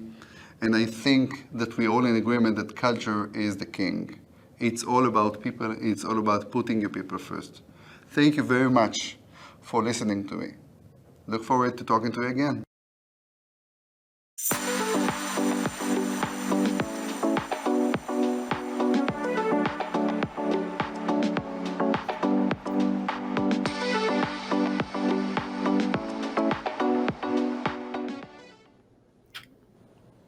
Good afternoon. My name is Cheryl Oldham, and I'm the Senior Vice President at the U.S. Chamber of Commerce Foundation. I have the privilege of overseeing our work in the education and workforce space. So really want to just say thank you and appreciate all of you for hanging in with us today for these really important conversations about the current challenges and opportunities that we have as it relates to workforce. I think one of the really important things that we cannot overlook, though, is how critical to these workforce conversations is this issue of how we're doing on behalf of our students that are in our K through 12 and in elementary school today. They are our future workforce. And just a couple months ago, the National Assessment of Educational Progress, or the nation's report card as it's known, released some really staggering results showing the largest drop ever in 4th and 8th grade math.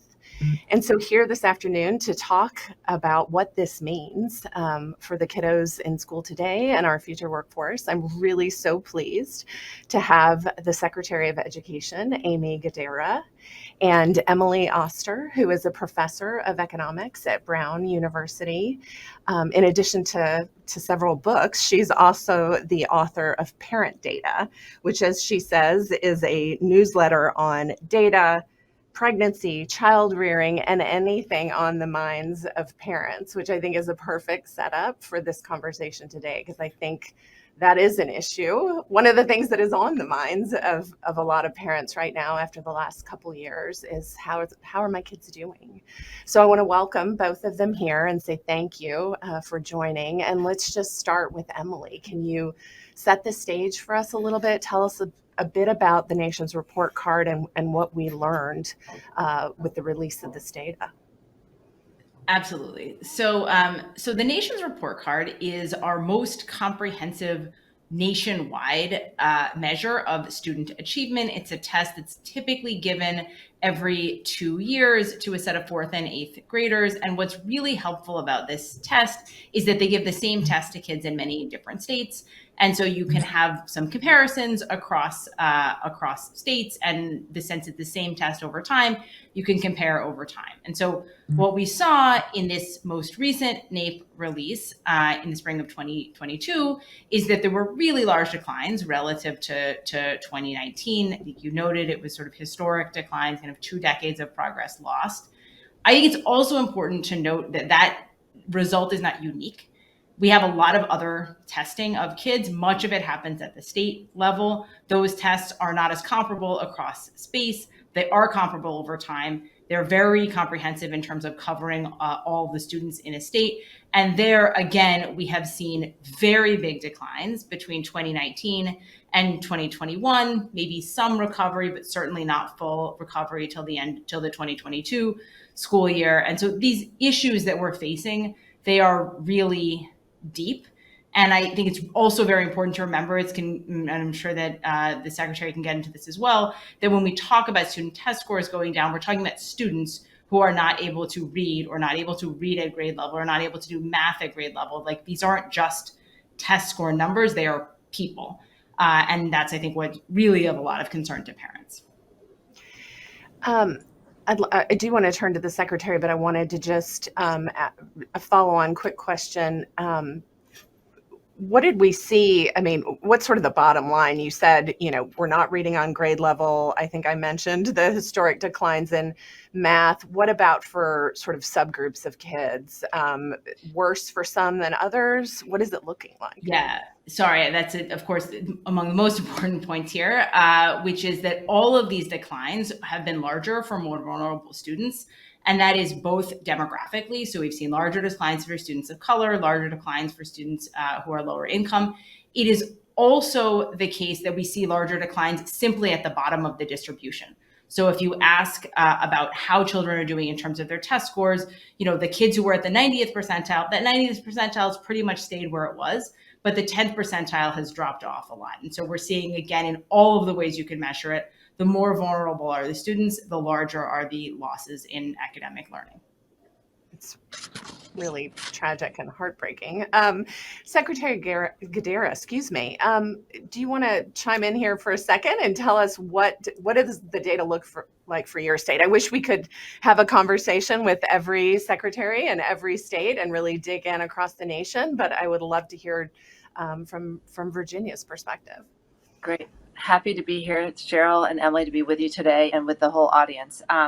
In Virginia, this is not the sort of thing, usually we're really proud to talk about being on the top of things, and we are noteworthy in NAEP this year, but for the wrong reasons. Virginia had the largest declines in the nation on fourth grade reading and math. In fact, our declines were historic. They are 3 times worse than the national average and steeper. And that is just a statement that is heart-wrenching because, as Emily said, every single one of these data points represents a child.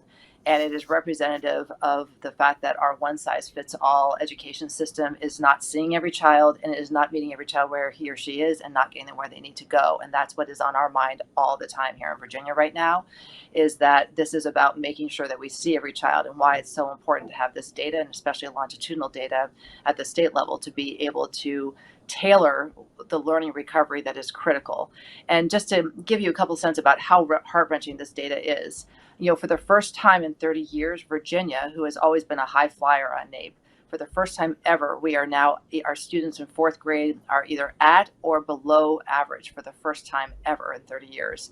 And bottom line is, we have erased 20 years of significant progress in terms of improving proficiency in math and reading in the last 4 years. And to Emily's point, this wasn't a surprise. We've been doing a whole lot of looking at data in the Youngkin administration since we arrived in January, and we had all the canaries in the coal mine before the NAEP data as well, so this is not a surprise. All the data, and again, I'm a big fan of the more data points you can collect, the richer picture you get. But for example, we also haven't been as transparent as the last speaker said, and building a sense of trust and understanding about the current realities. And I'll give you one example. We have a really incredible data collection system around early childhood, and especially around early literacy. And this data has never been shared publicly before this past year. And that data told us this year that 42% of our second graders are not on track to read independently by third grade.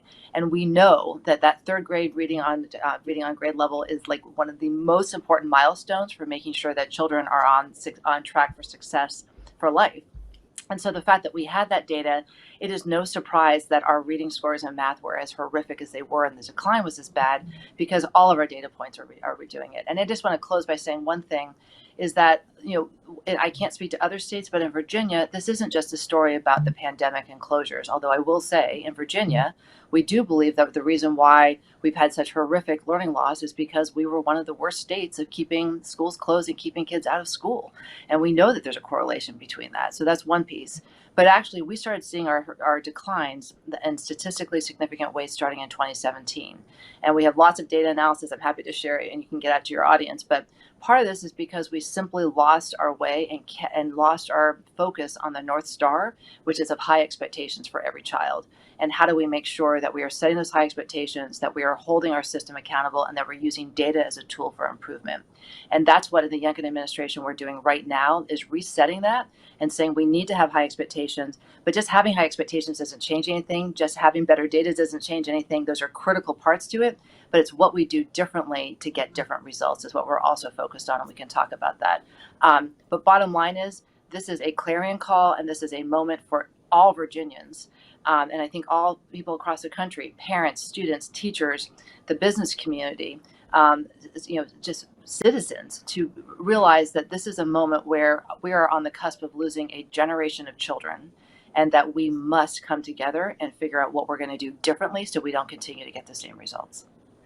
Well, I'm struck by the fact that it seems in conversations we've had about this, Amy, is that, you're really embracing this data, right? And I feel like we certainly want people to. I mean, it's tragic, but the point is, and you said this, the data in and of itself does not change anything, but understanding how your kiddos are doing at these critical junctures tells, it forecasts what will happen in the future. And I was sort of struck when the results came out where, you had people who were just saying, well, it was COVID, of course. We knew it was going to be bad, nothing to see here, sort of move along. So, Emily, I wanted to ask, building on this idea that it is, the data doesn't change anything.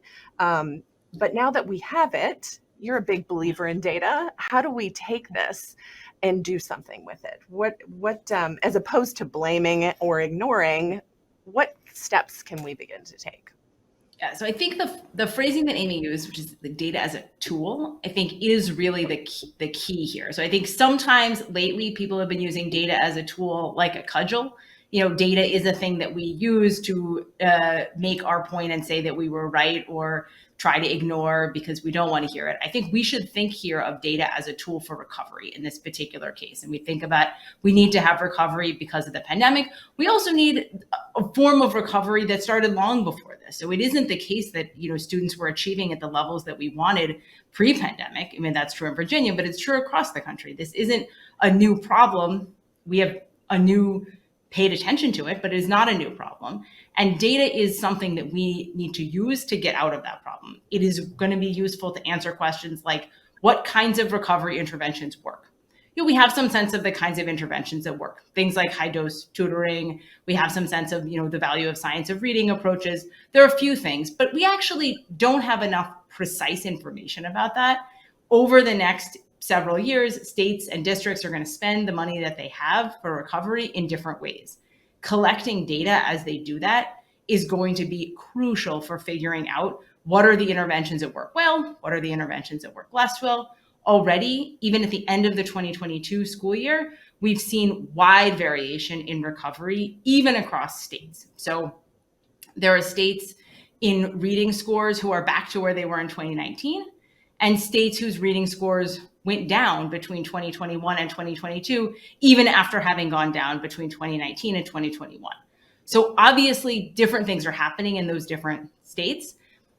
I don't know what those things are, but data is the way we're going to learn what those things are, and then be able to port the lessons from one place over into another place. And so getting focused on the idea of data as a tool for recovery, not data as a way to blame, but data as a tool for moving forward, that is where our kind of eyes and ears and everything need to be now.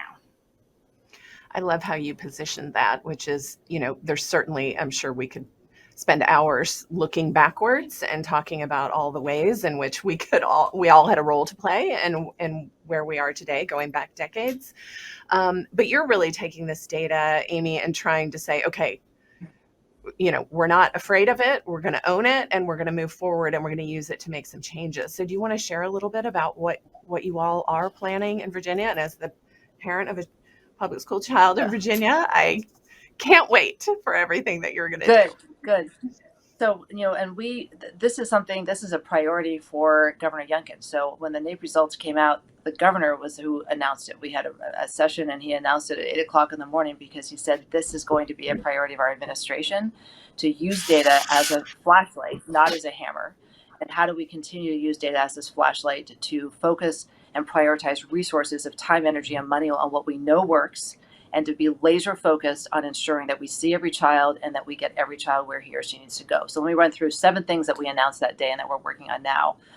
One is we're going to raise our proficiency. Part of the reason that, as I said earlier, that I think that we're in the position we are is that we have been practicing the soft bigotry of low expectations. We have basically been saying it's okay not to be best in class. And this governor is all about being best in class. So number one thing we're doing is that the State Board of Education is focusing on raising our definition of proficiency to be more aligned with best in class according to NAEP, and benchmarking against those states about who are best in class of having higher definitions of what it means to be on track for success. So that's number one, is having a North Star that is benchmarked to college and career readiness, and making sure that everyone, our parents, our teachers, our students understand how important it is to have a clear sense of why high expectations matter. Second of all, just in an emergency point, we are providing $30 million of learning recovery grants to families, that we feel like families cannot wait to access the services that they know that their kids need now that this data is telling them we have a crisis. And so while we're doing policy changes, we're also making it possible for families to tap into $3,000 learning grants that they can use to go get private tutoring, to hire a teacher to help do tutoring, to create a pod in their neighborhood and have a teacher do that, to go to a neighborhood tutoring center. But whatever it takes, we want to engage families and have them have a role in this as well.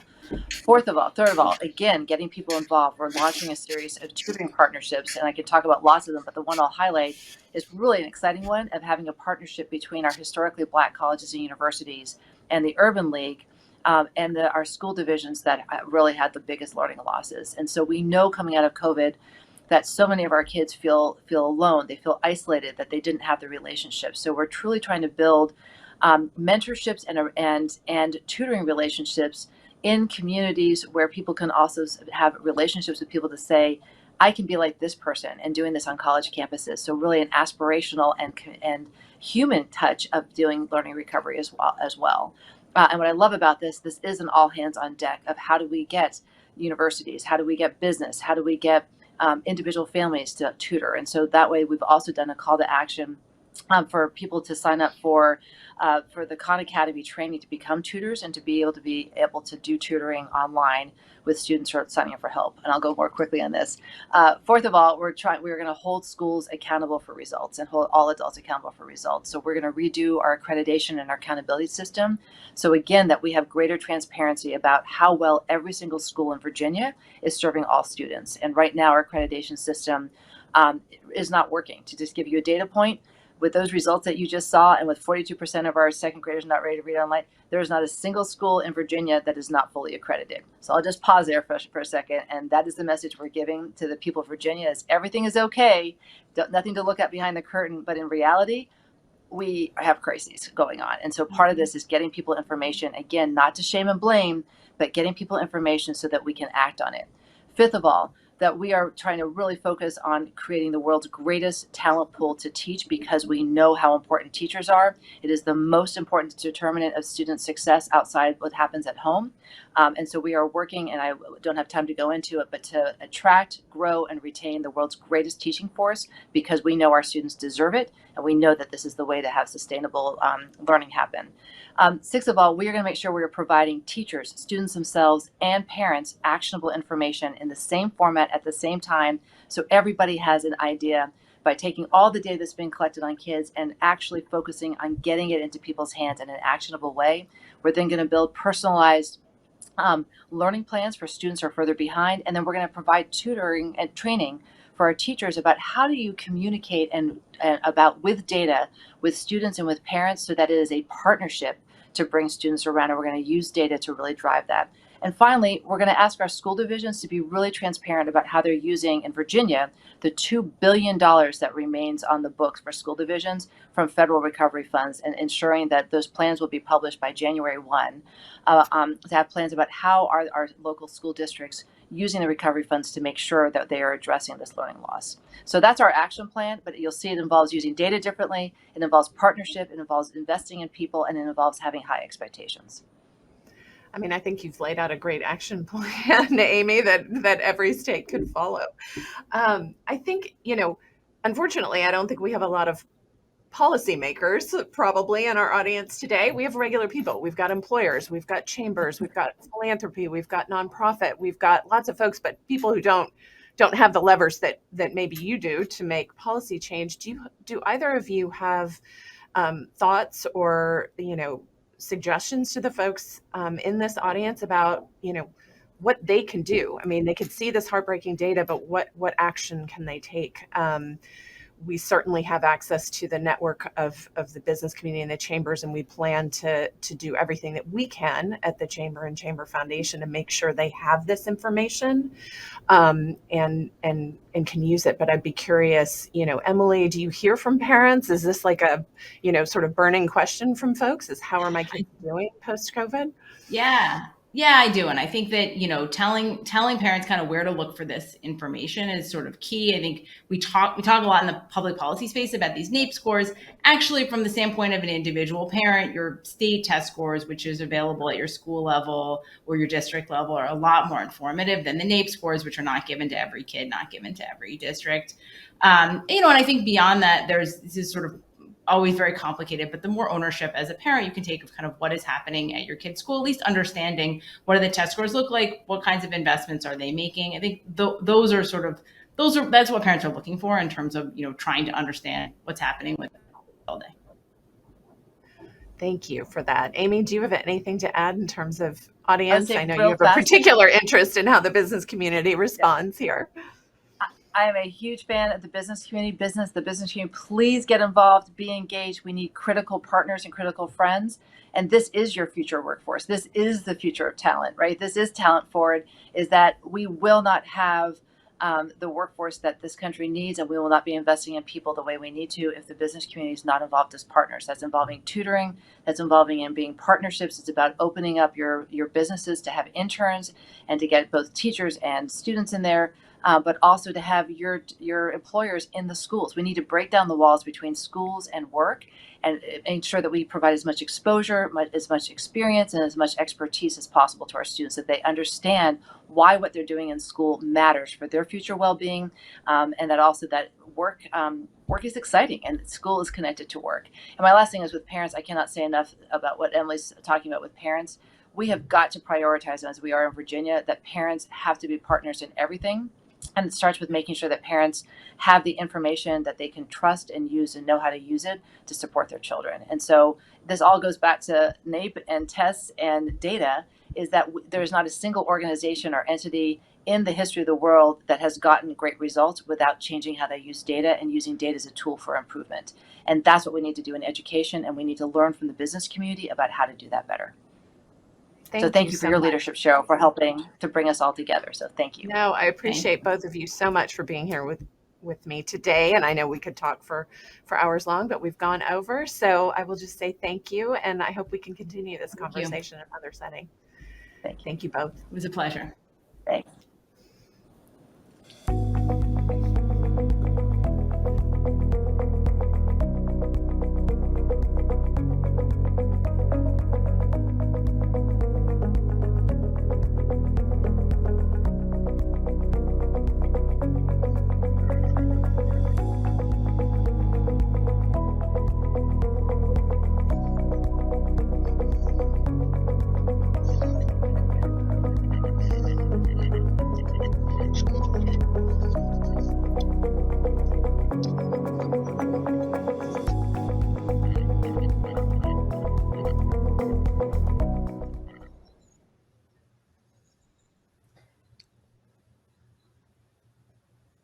Hello and welcome everyone to the Maximizing Data to Fill Jobs and Upskill Workers panel. I'm Priyanka Sharma. I lead the US portfolio of World Education.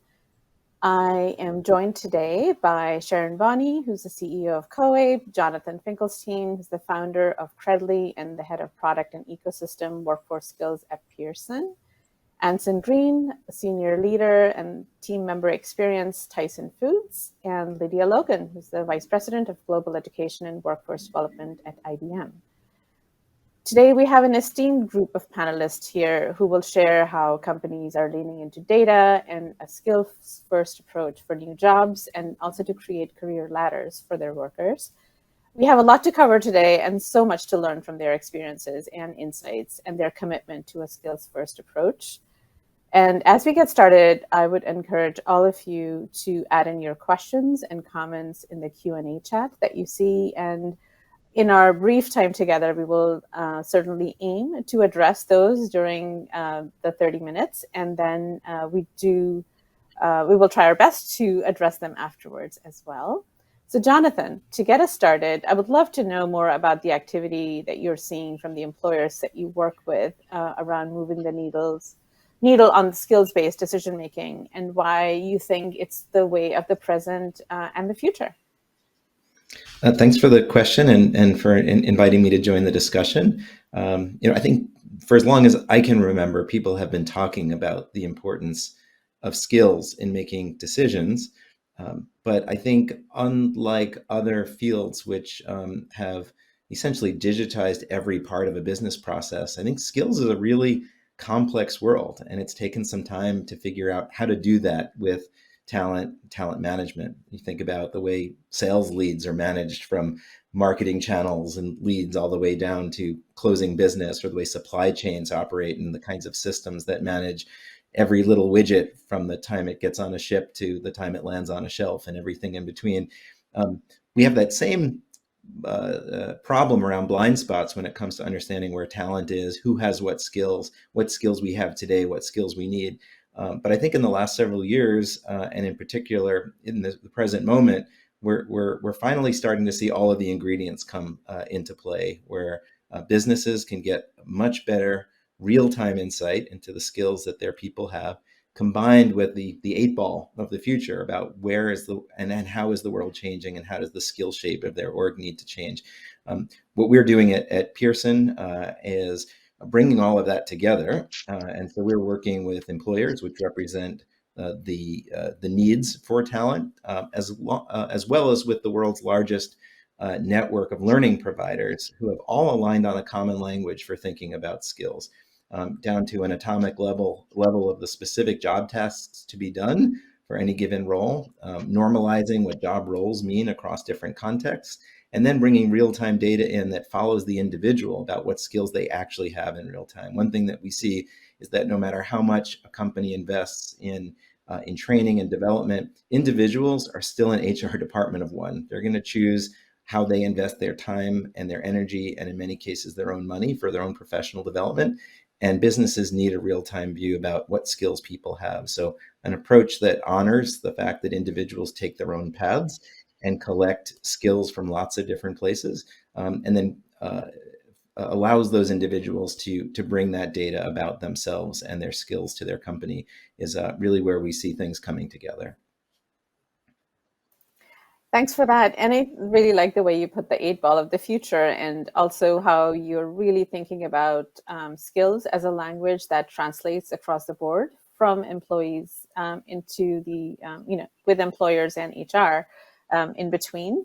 Lydia, speaking of skills and common language, last year IBM unveiled its ambitious global commitment to provide about 30 million people around the world with new skills needed for the jobs of tomorrow by 2030. That's a ambitious and commendable commitment. Can you tell us more around how you're planning to achieve this goal, and how is it going? Sure. So we made the commitment last year. We have partners with governments, with nonprofit organizations, and with training providers around the world. As a large multinational B2B company, we were not going to try to reach people in a B2C model. So we followed what we know works best, and have identified, or at least a first round of partners globally who will help us deliver our Skills Build program, as well as other training opportunities from IBM. And that's going very well. We are reaching over, thousands of universities. We are in countries around the world. We have over 1,000 learning opportunities on Skills Build, and we're in up to 19 languages. We know that people, as we've already discussed, don't take a straight path from high school to college to work, even though that's the way most systems are designed.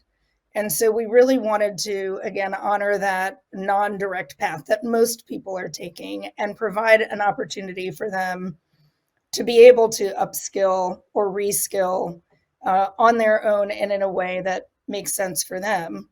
We do that for IBMers once people are already employed at IBM, through apprenticeships and other ways of coming into the company. We also, as IBMers, are required to do 40 hours of learning every year. Most of that learning is also connected to badges that signify what you've learned and how you might apply it.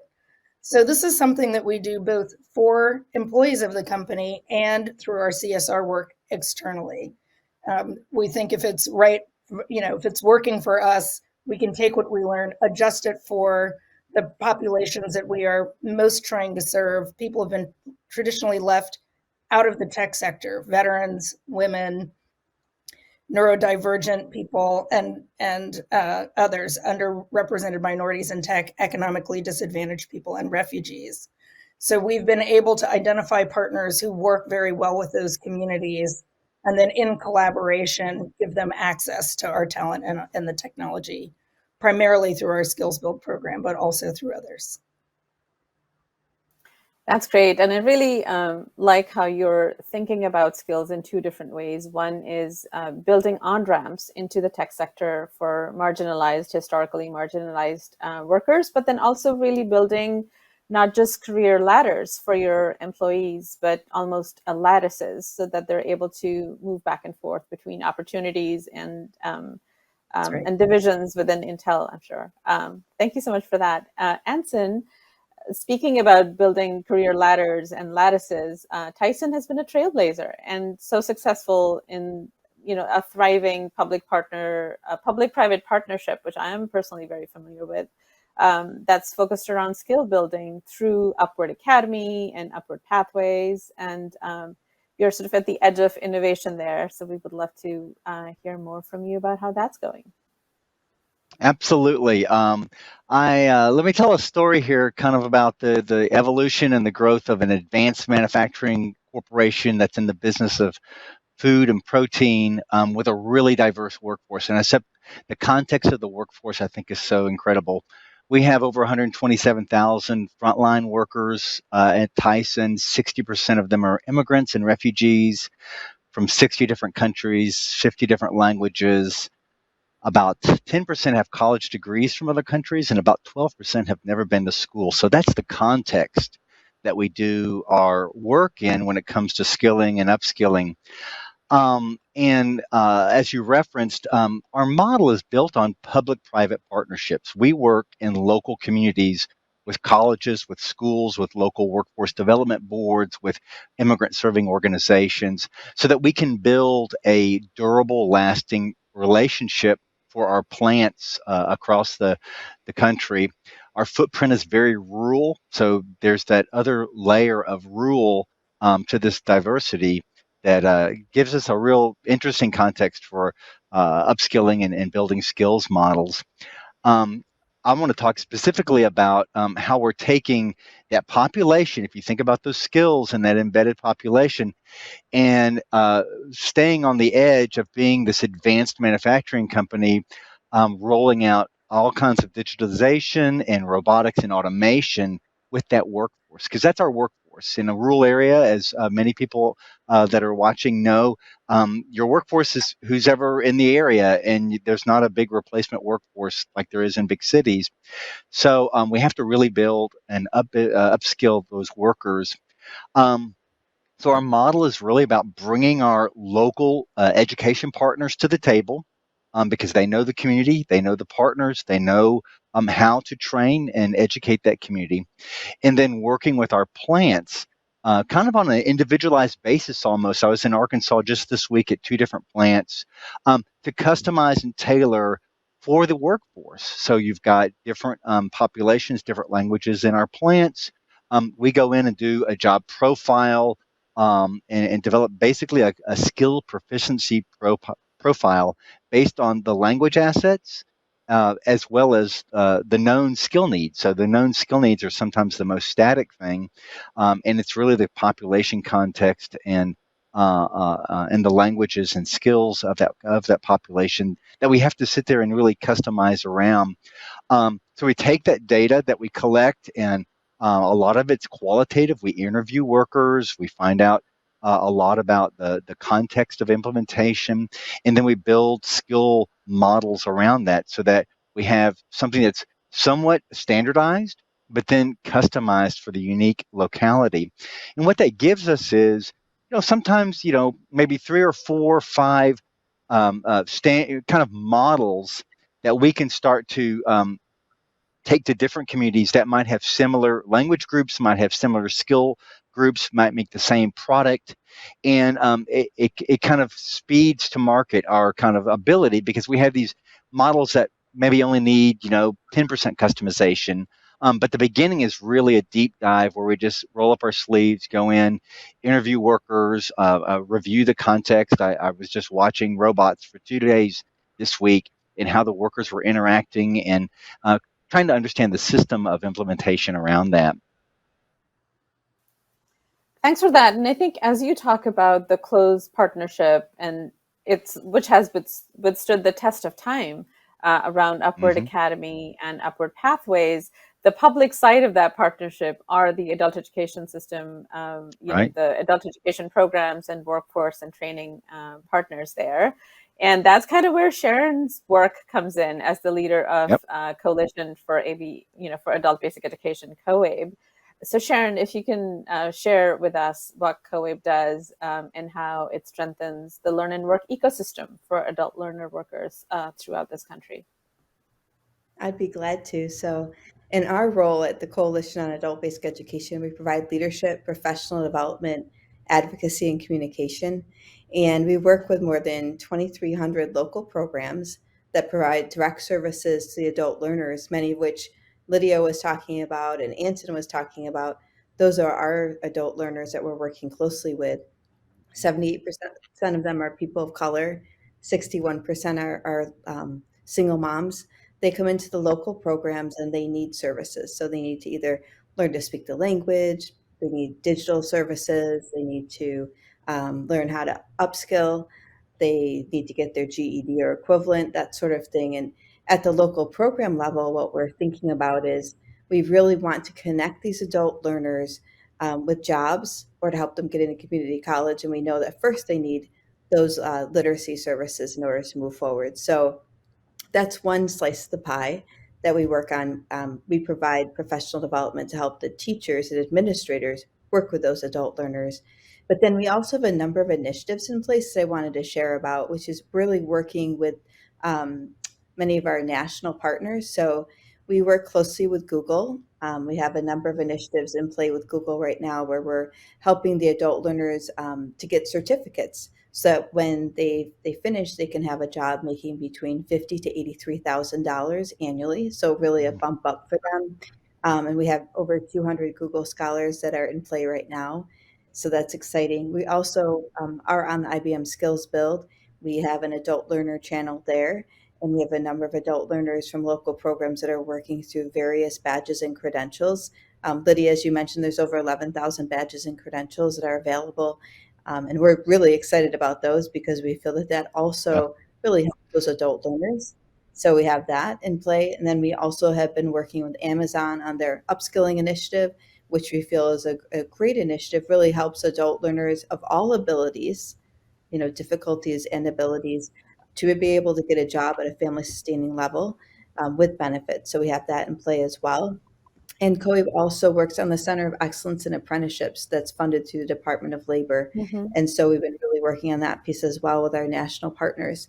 I think what I'm trying to convey is that while we're at the local program level, we also work at the national level with we have over 100 partners. And we also work at the state level as well, working with state directors and state associations in all 50 states. So that's some of the work that we're doing, really student-centered. Our membership is free to students. Our conference registration is free to adult learners as well, always trying to keep that adult learner in focus. One last piece, Priyanka, I wanted to mention is that we also provide a lot of advocacy for the field. So we're considered the voice of adult education. We work with legislators. We just worked very closely with some legislators on the Adult Education Works Bill, which is basically WIOA being reauthorized. And so that's another component that COABE is really heavily involved in on behalf of the field. Thank you so much, Sharon. And I think one of the things that I really appreciate about COABE is how you have also there's so many initiatives to talk about in the limited time we have, but one of the ones that I think is critical to this conversation is centering learner worker voice, which you also do through your student leadership, student ambassadors, and other similar initiatives. So for those of you who are listening to this, you can find more information on the COABE website. Some really interesting work there. Jonathan, coming back to you, you mentioned the 8-ball of the future, which I'm going to use in other times too. But I would love to hear your perspective on future proofing and how you are using data at Pearson. And when it comes to really thinking about training, education, and upskilling, and where do the skills come in that are sort of future safe, future proof, and any learnings and advice you have for employers and other training partners on this call, they can take away from it, from using data and skills. Sure. Whether I'm talking to a CHRO or a head of L&D, or you talk to family members or friends around the table during the upcoming holidays, one of the things we frequently hear is, what should I learn next, and will it be worth it? I think everybody wants to have the same level of confidence in the investments they make in their own learning and what skills to develop as we have when we open up our favorite map application and put in a destination. We know that it will give us the fastest route and 2 alternate routes. We know that once we go on our way, if traffic patterns change, we're going to be redirected. I don't think we have traditionally had that same level of confidence in the upskilling choices we make, whether it's for tens of thousands of people we employ or for ourselves as individuals. And so what we are doing is really trying to help increase that confidence level for every member of the labor market. And one of the ways that you do that is you need to be able to model the future in the same way that those traffic patterns and the directions you get for a 20-mile trip or a 2,000-mile trip are going to adapt in real time. And to do that, we bring some of the world's largest sources of data together in ways that I don't think have been brought together quite before. We've got in terms of the supply,